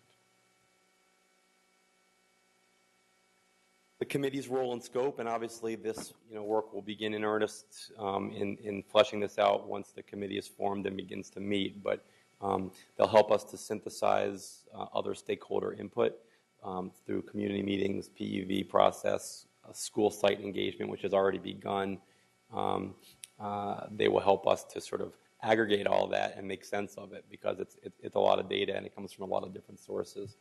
They'll help us review our annual progress towards our stated metrics, which were laid out in last year's LCAP. And as we look at next year's plan, what we have the benefit this year that we didn't have last year of having a starting point and something to begin with. So that'll be a big component of the group's work. And then they'll provide written input and feedback on draft district goals, metrics, actions, services, and expenditures, which really is the LCAP. This group's going to help solicit and gather the input that's going to help us create a draft plan, and then weigh in and provide feedback on the draft plan so that we can make sure that the community's questions are answered and to the best of our ability that their needs are met. So timeline and next steps.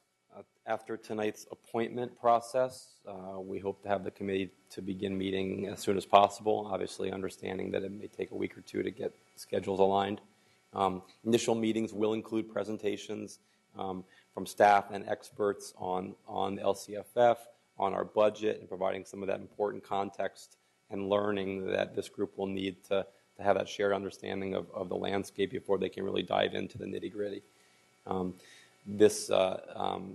Members of the public will be welcome to attend these meetings, and we'll be posting them publicly, although we intend these meetings to be working sessions, so we want to make sure that there's a space and for honest dialogue among the participants in the committee, and we'll certainly post and share with the board the schedule of all of those meetings so you're all aware. In January and March, we'll begin, later this month and through March, we'll begin community meetings. Again, these are opportunities for everybody in the community, whether you're on this committee or not, whether you have a parent in the district or not, to come share your perspective, share your input regarding the LCAP process and district priorities.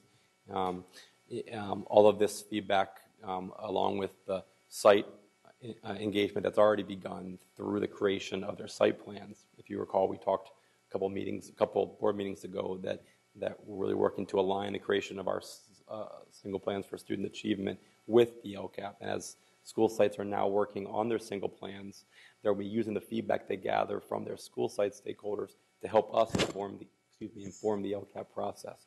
So it's all about having one comprehensive process at schools and district-wide instead of all these parallel tracks that overlap and create unnecessary redundancies. In early spring, we hope to have a draft plan.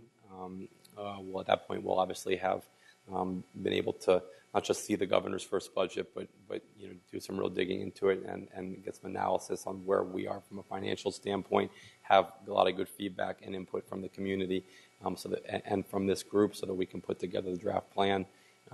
With that draft plan in hand, we'll then begin the second stage of our engagement process, which will be the community planning process with the public education volunteers, or PEVs, that you recall was, I think, very successful last year in reaching a large audience in our district and specifically helping us reach the folks who aren't the usual suspects, the folks who don't come out to board meetings, the folks who aren't on school site councils necessarily, but whose voices are equally important. So that's a really important part of the process. And some of the feedback we received last year is that it'd be helpful to do that process when we have a document in hand for people to sort of weigh in on.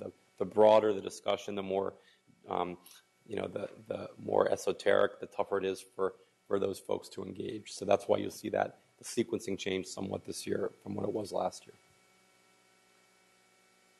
And with that, I'll turn it over to the board for so that President Wu can lead you through the appointment process. Although I think you may want to take public comment before we get there.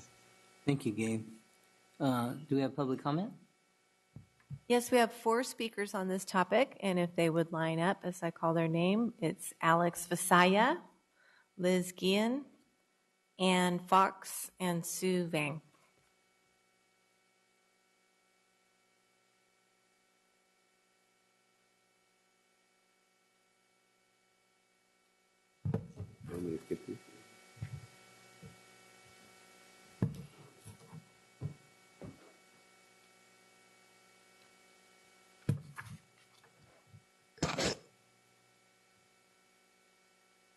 Distinguished Board of Trustees, Cabinet, and staff, Board President Mr. Wu, Superintendent Senor Banda, good evening.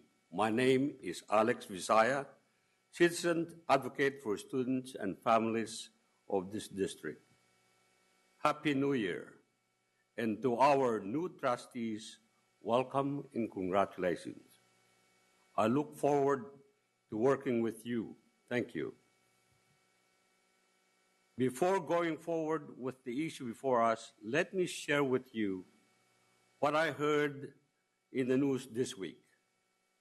Our Vice President of the U.S. was quoted as saying, "I love kids more than I like people." I repeat, I love kids more than I like people. Instead, he should have said an old Chinese proverb that says, "Be patient with the young. We were those of yesterday." That would have been more meaningful and appropriate. Then part of Governor Brown's State of the State address said, "Let's hold teachers accountable, encourage them, support them. You can see me, you can hear me, but my heart is speaking to each one of you."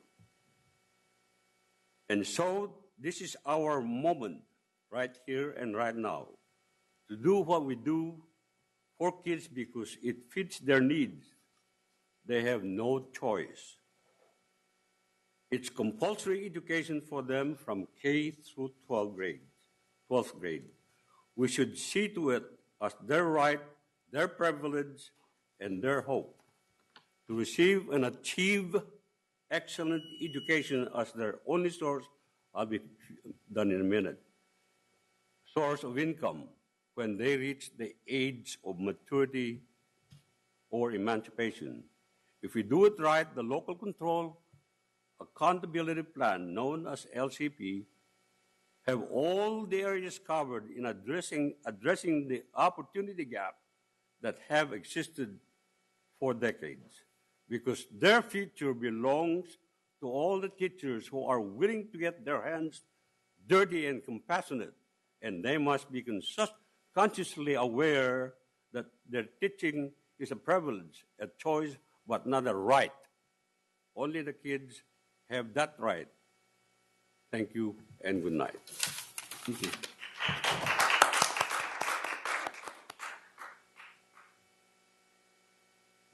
Hello again, Liz Guillen with Public Advocates. I want to thank district staff for the work they've been doing. It is a lot of work, but still this district is, I have to say, doing a lot better than others. So thank you for taking into account some of the community concerns and making things a little bit more democratic and providing a little bit more time. The staff memo, though, for me was even more confusing than the last time. The driving governance that it speaks to wasn't quite complete. That and other statements in it and the way that Mr. Ross spoke about it raises a lot more questions for me about what the intent of the district is in this. It's true that the statute requires the inclusion of parents and the creation of a specific parent advisory committee, but the statute also requires 2 specific parent advisory committees, a district level committee and then a district level for English learners. Does the district intend to meet the statutory requirements by the creation of this one committee? If yes, then another committee needs to be created for English learners.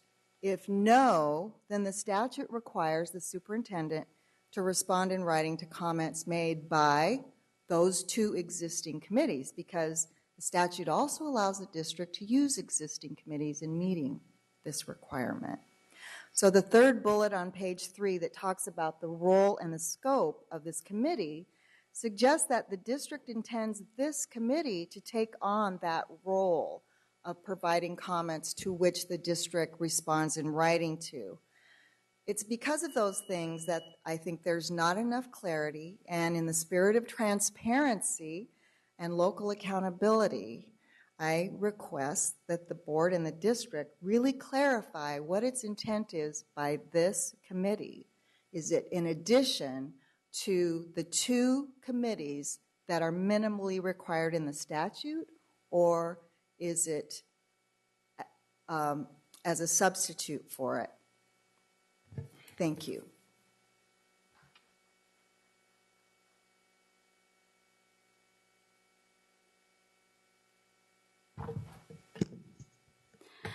Good evening, board members and superintendent. My name is Sue Vang. I'm with Hmong Innovating Politics.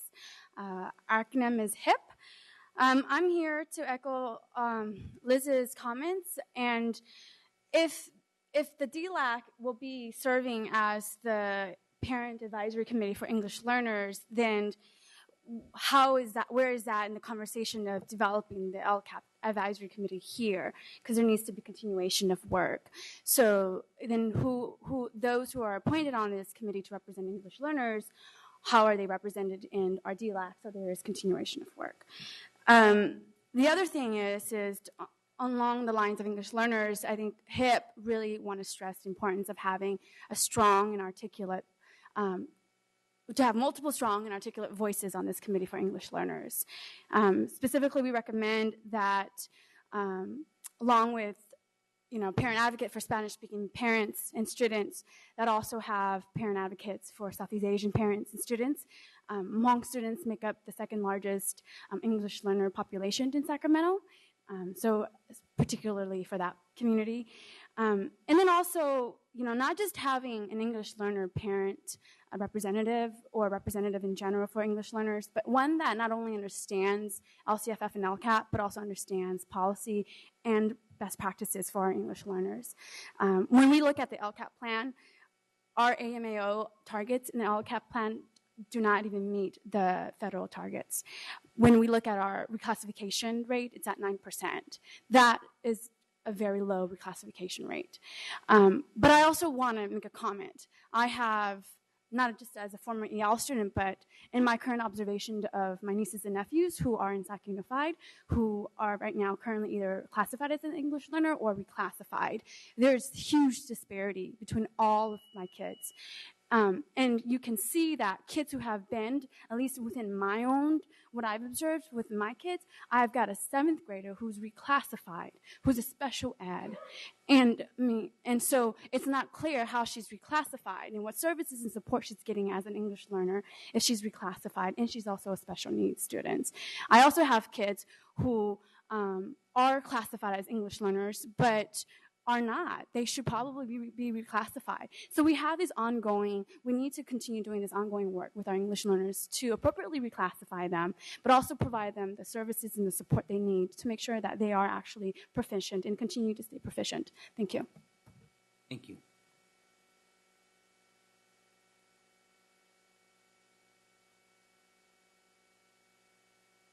Good evening, everyone. My name is Annie Fox. I'm the lead organizer at Sacramento Area Congregations Together. You may know SAC-ACT represents about 50 congregations in Sacramento County, plus the entire Roman Catholic Diocese.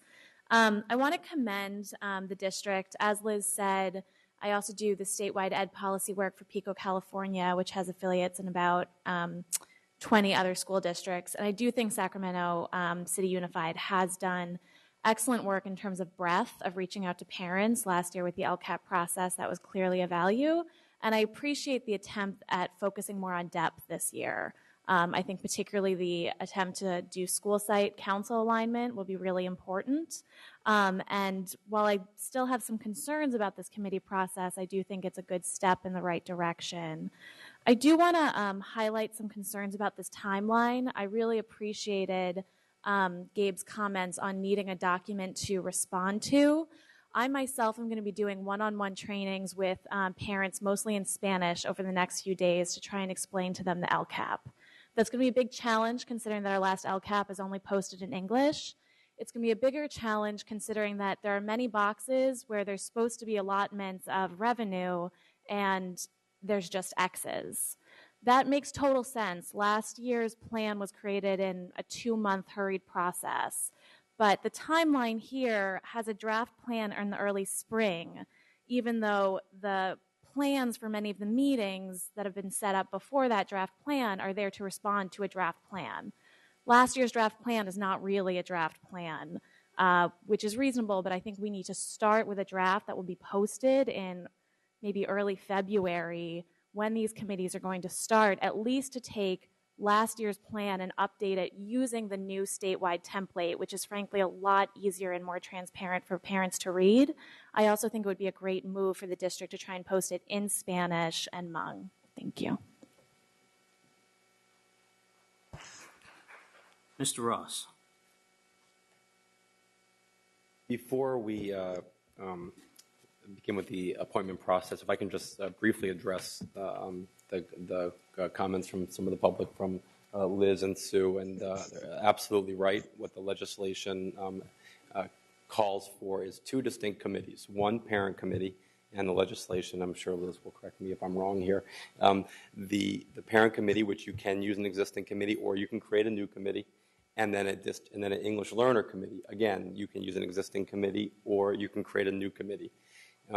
This LCAP advisory committee will be the parent advisory committee because we wanted to make sure that that parent group, that broader parent group, which is so important, has a makeup and a membership that is truly reflective of the diversity of our district and all the neighborhoods and communities we serve. Because the English Learner Committee is more narrow in scope, I think it's fair to say, the plan is to use the DLAC, our existing DLAC, as that English Learner Committee. So they're 100% right, and I apologize for not adding clarity to this because this presentation and tonight is about the appointment of this one committee. I didn't go into that level of specificity, but they are 100% correct. There are two committees. We are required by law to respond in writing to the questions and comments of both committees, and we will, of course, be doing that.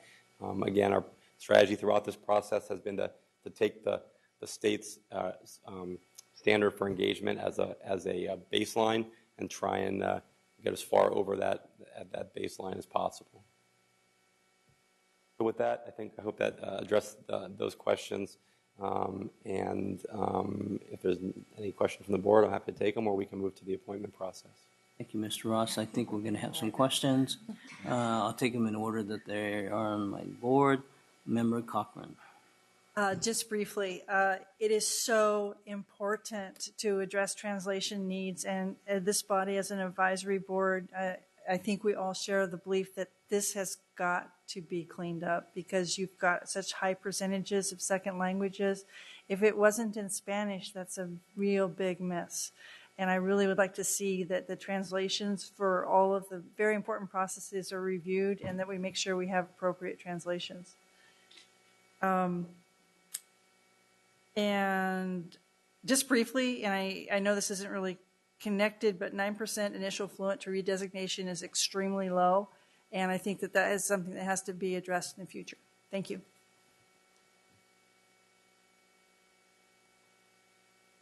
Oh, Member Ryan. You guys are switching on me back and forth. Huh? Thank you, Member Cochran. You said exactly what I was hoping to convey to Gabe.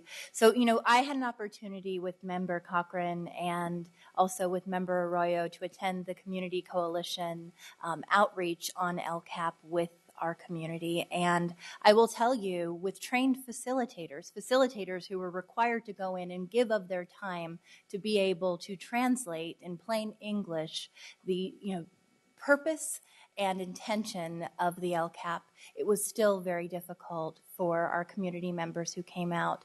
And consistently, it was at the forefront that there was not the LCAP made available in Spanish in particular. I think Sue also spoke to the inavailability of the LCAP in Hmong. So I'd really like to hear from you what the district level efforts are around translation, recognizing that this is already incredibly complex. And if we truly want meaningful community participation, we have to simplify the language and ensure that it's available in multiple languages as well. Yeah, absolutely. We've entered this process last year. In the first year, we've tried to have humility as we've gone. We've known that this is that we're building the plane as we fly it, so to speak. Last year, we began this process really in earnest in February, and we received this template. I believe in February is when the State Board released the template last year, if memory serves. It was we were moving very fast. The state did not provide the template, which is an incredibly long, dense document. They did not provide translated versions. We, of course, have a small translation staff here, and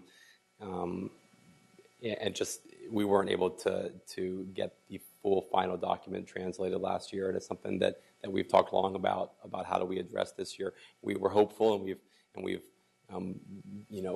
made calls and sent emails, and we're hopeful that the state will eventually provide the template translated, because that will make the life of our life and other districts much easier. As I understand it from talking to Liz and others, this is not a problem that's unique to Sac City. Urban districts around the state weren't able to translate because of limited capacity. It's not an excuse. It's critically important that we have these documents available in all the languages that our families speak. We did translate everything else in the process last year. All materials that went out, all summary documents, materials promoting our workshops and community meetings. We had PEVs, public education volunteers, who were bilingual Hmong speakers, Spanish speakers, who went out to the community in their native languages to engage on this topic. But we know that having the core document translated is really important, and it's one of our priorities. And we know that we have a translation staff of about 5 people who are translating hundreds and hundreds of documents all the time. And so, a 75-page document, a dense document, it poses a challenge. But it's something that's high on our list this year. I appreciate your response, and it's good to hear that it's a priority. I hope it is a top priority, not just because it's important for the families in this district, but because I think we could be a model for other areas of the state and hopefully simplify their process as well. Sure. And that would be an area, if I can address Liz, that maybe public advocates could help with in putting pressure on the state board to provide districts with translated documents. It would make it a lot easier for districts to do that work with such limited staff. Thank you. Member Ryan, are you done? Member Rodriguez. Thank you, President Wu. First, thank you. I think we've all grown together in this process. And, one of the key elements here for me is, you had said something about usual suspects or usual, committees of, what we've been doing. And I see this as an opportunity for growth into going and reaching out beyond the people that have normally and, willingly come forward to volunteer their time as a parent, as extended family members, to come forward and help. And I think that it takes a lot of courage to apply, for something like this. And the number of respondents that we had was really, good.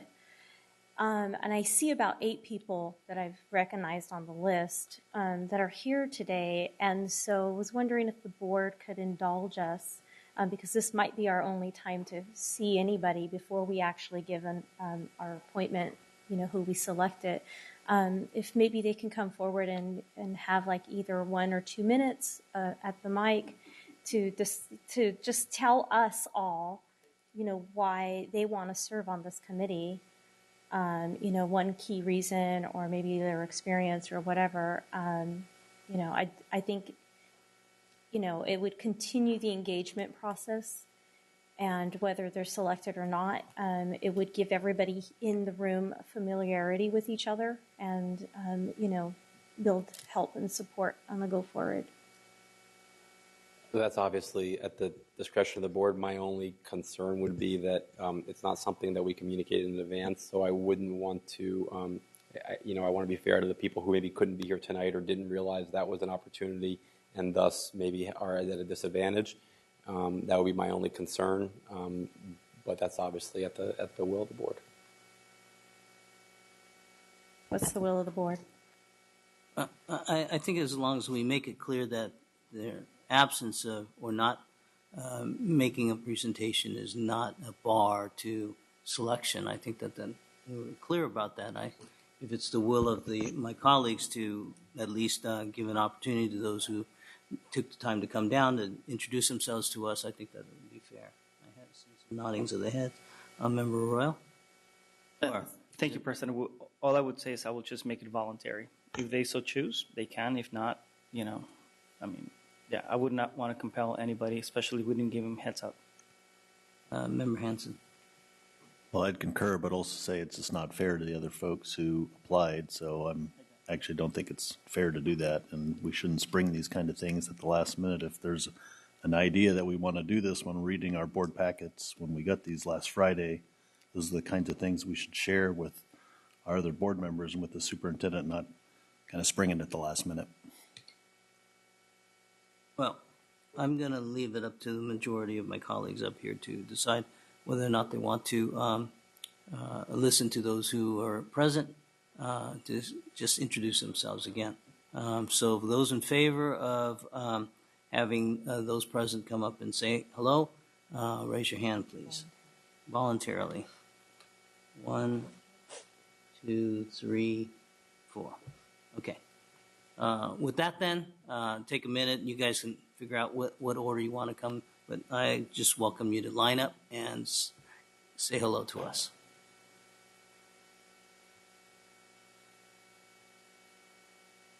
It's not mandatory, remember.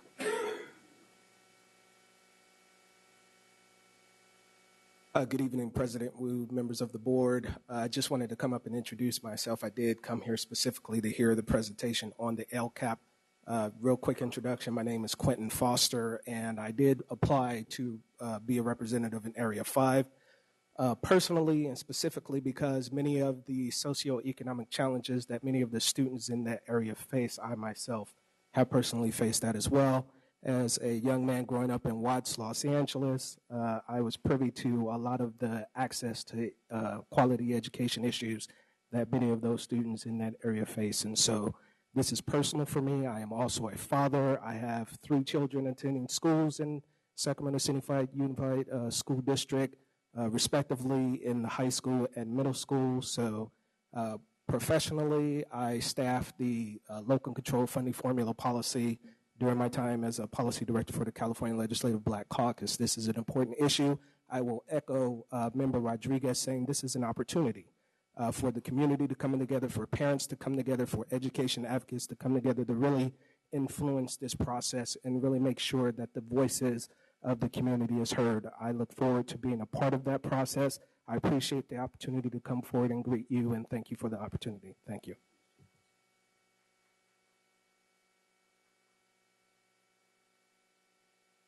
Hi, everyone. I'm Angie Sutherland. I'm a parent at Hollywood Park. I have a 3rd grade daughter who is a special needs student in special education. I also have a 21-year-old son who's gone through the Sac City as well.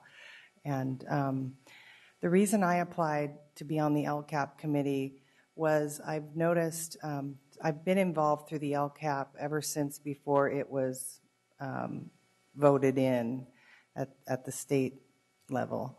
I've been going to all the State Board of Education meetings, and I've noticed that, and also our district meetings all last year, I've noticed that the needs of special education students were rarely ever brought up. So I made sure to do that every time that I was involved.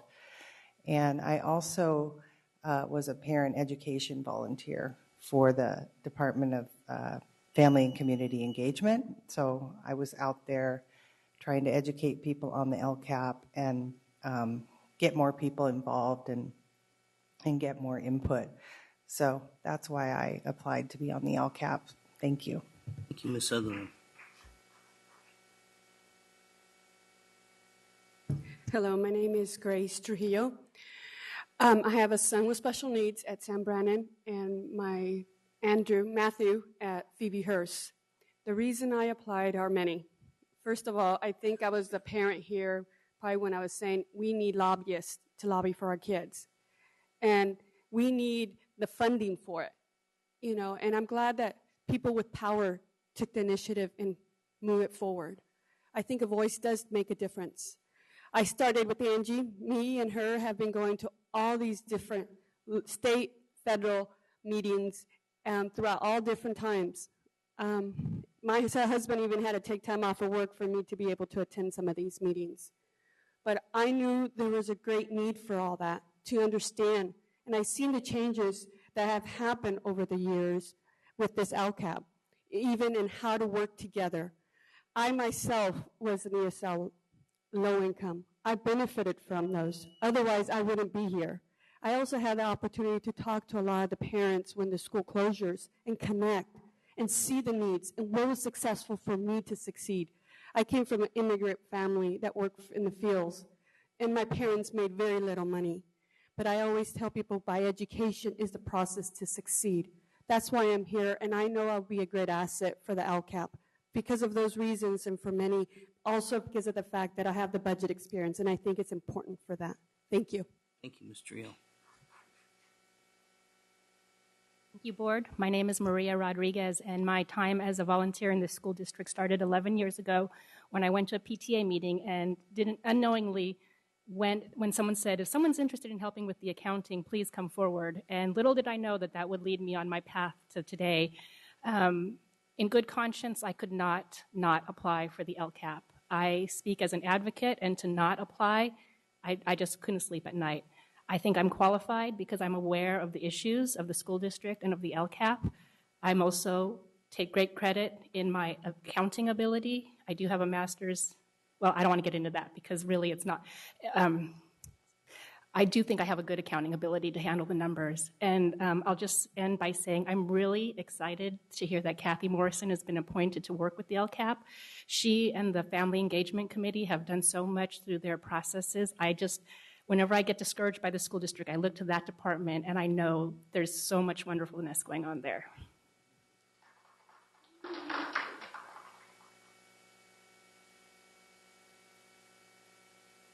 Good evening. My name is Frank DeYoung, and I'm with Hollywood Park. And I applied for the LCAP because I started out 20 years ago as the chairperson for the Title I program for CP Huntington. I did that for 3 years. I'm currently on the school site council at Hollywood Park. I worked on the transition committee when 7 schools were closed and worked with principals and students to do one thing, to make sure that the students and the children were taken care of when they went to the new schools, that the programs that were offered them at the school they were leaving would be available to them when they went to the new school. And I want to be involved because it's all about the kids for me. I want to make sure that the education that all the children in this district are getting are the same for everyone. It's not about my personal agenda and what I want, because it's not about what I want and what I want for my grandkids. And by the way, quickly, I graduated from McClatchy High School in 1972. I went through the district. Both of my kids went through the district, and now my grandkids are going through the district.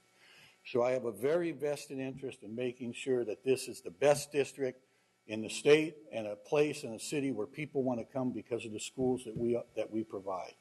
Thank you for the opportunity. Mr. Young.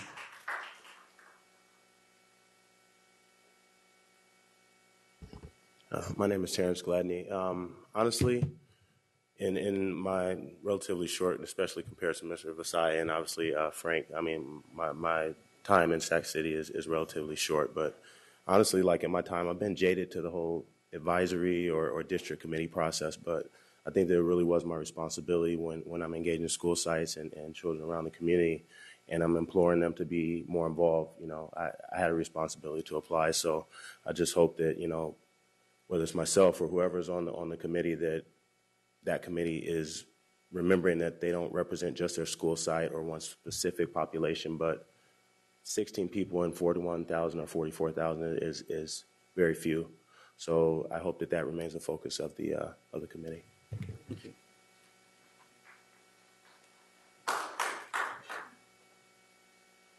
I can just add that this might be the first committee in district history without Alex Vasaya on it.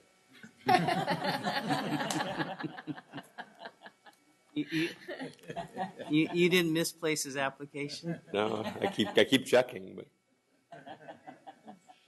All right, so we are at the point of making our appointments. I think that just the cleanest way is just to go down by district, ask each board member, one district at a time, who their two selections are. So with that, and then superintendent will go last. He's reserving some prerogative to try to fill some gaps. With that, start with District 1, Area 1. I am proud to nominate Ray Green and Kate Woolley as my two representatives. Okay. Area 2. It's great pleasure that I nominate the wonderful volunteer and parent Angie Sutherland. And additionally, Susan Tysing, who is a Native American and a board member on a tribal council, who will represent both Foster and Native American voice on the committee. Thank you, Member Cochran. Area 3. It's my pleasure to announce that my choices will be Matt Muller and Terrence Gladney.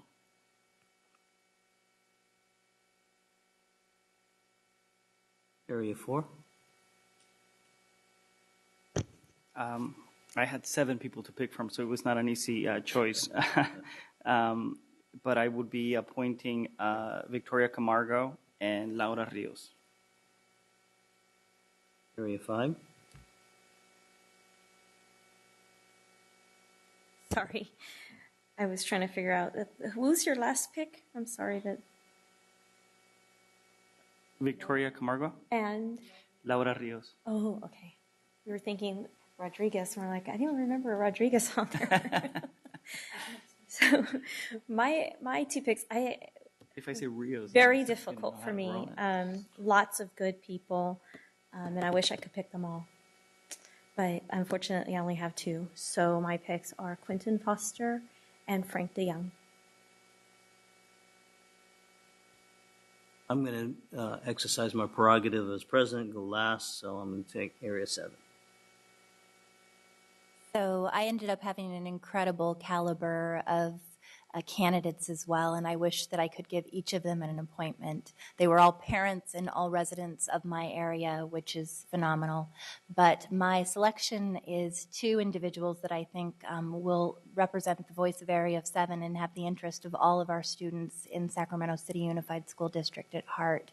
One of them is a longtime parent volunteer, April Ibarra, from Oak Ridge Elementary, has done some phenomenal work with parent-teacher home visits and also on the ELAC committee. And my second appointment is a very active member of Sacramento Area's Congregations Together, Jason Weiner, also a parent of 2 children at Leonardo da Vinci. Thank you. And I too had many to choose from and many excellent choices to make. I am going to select Christy Morioka and Grace Trujillo. Superintendent.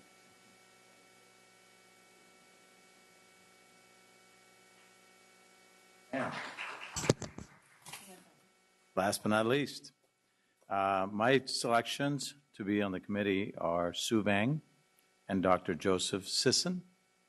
I haven't had the pleasure of knowing, getting to meet each one of those folks yet, but they come highly recommended by staff and by members of this board. So that concludes the selection process. Thank you, and I congratulate those who have been selected. I thank all of you who have applied. I think that with the leadership of our staff, with Kathy, everybody is going to have to be prepared to roll up their sleeves and really get into some tough work in a very short period of time, beginning very shortly. Mr. Ross, you have a couple comments before I take comments from staff. Yeah, my only comment is that if and we'll. Make sure my numbers are correct. I'll have Kathy double check them. But if my math is correct, I think we have met all the criteria and thresholds that the board set when we set up these criteria. So, absent the students, which we're still working tirelessly to get students on the committee, I think this meets the board's criteria. Member Hanson. Vice President Hanson. I just wanted to thank everybody. It was a really smooth process, which doesn't always happen for something as complicated as this. And I think it's because we had some great people apply. So certainly appreciate everyone doing that. And there's so many different ways to volunteer to be part of helping this district run that you should always be encouraged to do that. I said a quick question on what's the process for notification for the folks who've been nominated this evening? How will you get in touch with them, and what's the timeline? Kathy's going to reach out to all of them. The goal is tomorrow, we'll start with email and phone calls, and we'll begin immediately getting the group together and to schedule the first meeting. So we'll start that work tomorrow, and we'll also reach out to all the applicants who weren't selected as well to thank them for their application and encourage them to stay engaged in the process. Thank you. President Wu, may I interject? Oh, Tom.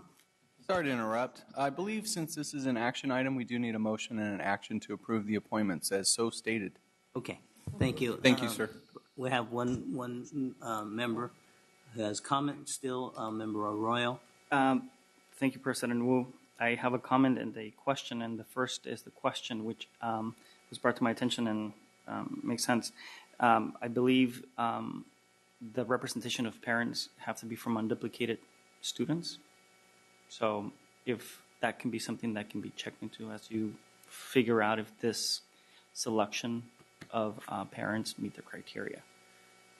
I'm not sure I follow. There's the issue of unduplicated students, and right? With the LCFF, so LCFF funds are calculated based on unduplicated student counts. So you don't. So if you have an EL student that is also yes, that's correct. But I guess I'm unclear what the connection to this. If that plays into the parents that are representing, okay. Right? If they come from, if there's a majority of the parents have to be from parents who are from unduplicated students, and so I don't remember that. I don't know. I'm just kind of like putting it out there just for. We'll look into it and make sure. My sense is that there's little specific direction in statute about the selection of this group. The board has discretion to create a group that they feel is reflective of the community and the different groups in the community. So we'll look into it. And I'm not throwing it as a monkey wrench. I'm just saying just one thing to check and consider and make sure that we are meeting and we're fully within compliance of the law. And then my comment is to all the folks that have decided to not only apply but now have been selected. From the get-go, this is going to be a lot of work, but I just want to give you my sincere thanks and appreciation and commit my full support and backing in any way that I can to ensure that you are not only fully engaged, but there's full dialogue between the committee and the board and ensure not only the success of the committee, but also the outcome and then how we implement it. And then lastly, there are many ways to approach this LCAP. And so this is a method that we're trying today, that we're trying this time around. And if it works and we like it, we might repeat it next time around. But there's also the opportunity to look at something else.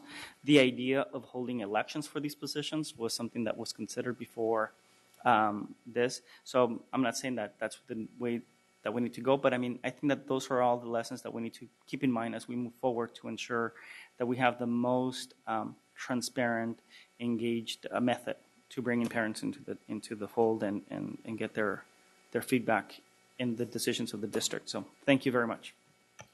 Thank you, Member Arroyo. Okay, on the advice of council, I will entertain a motion to adopt the 14 names without reading them again. So I have a motion from Member Arroyo. I have a second from Vice President Pritchett.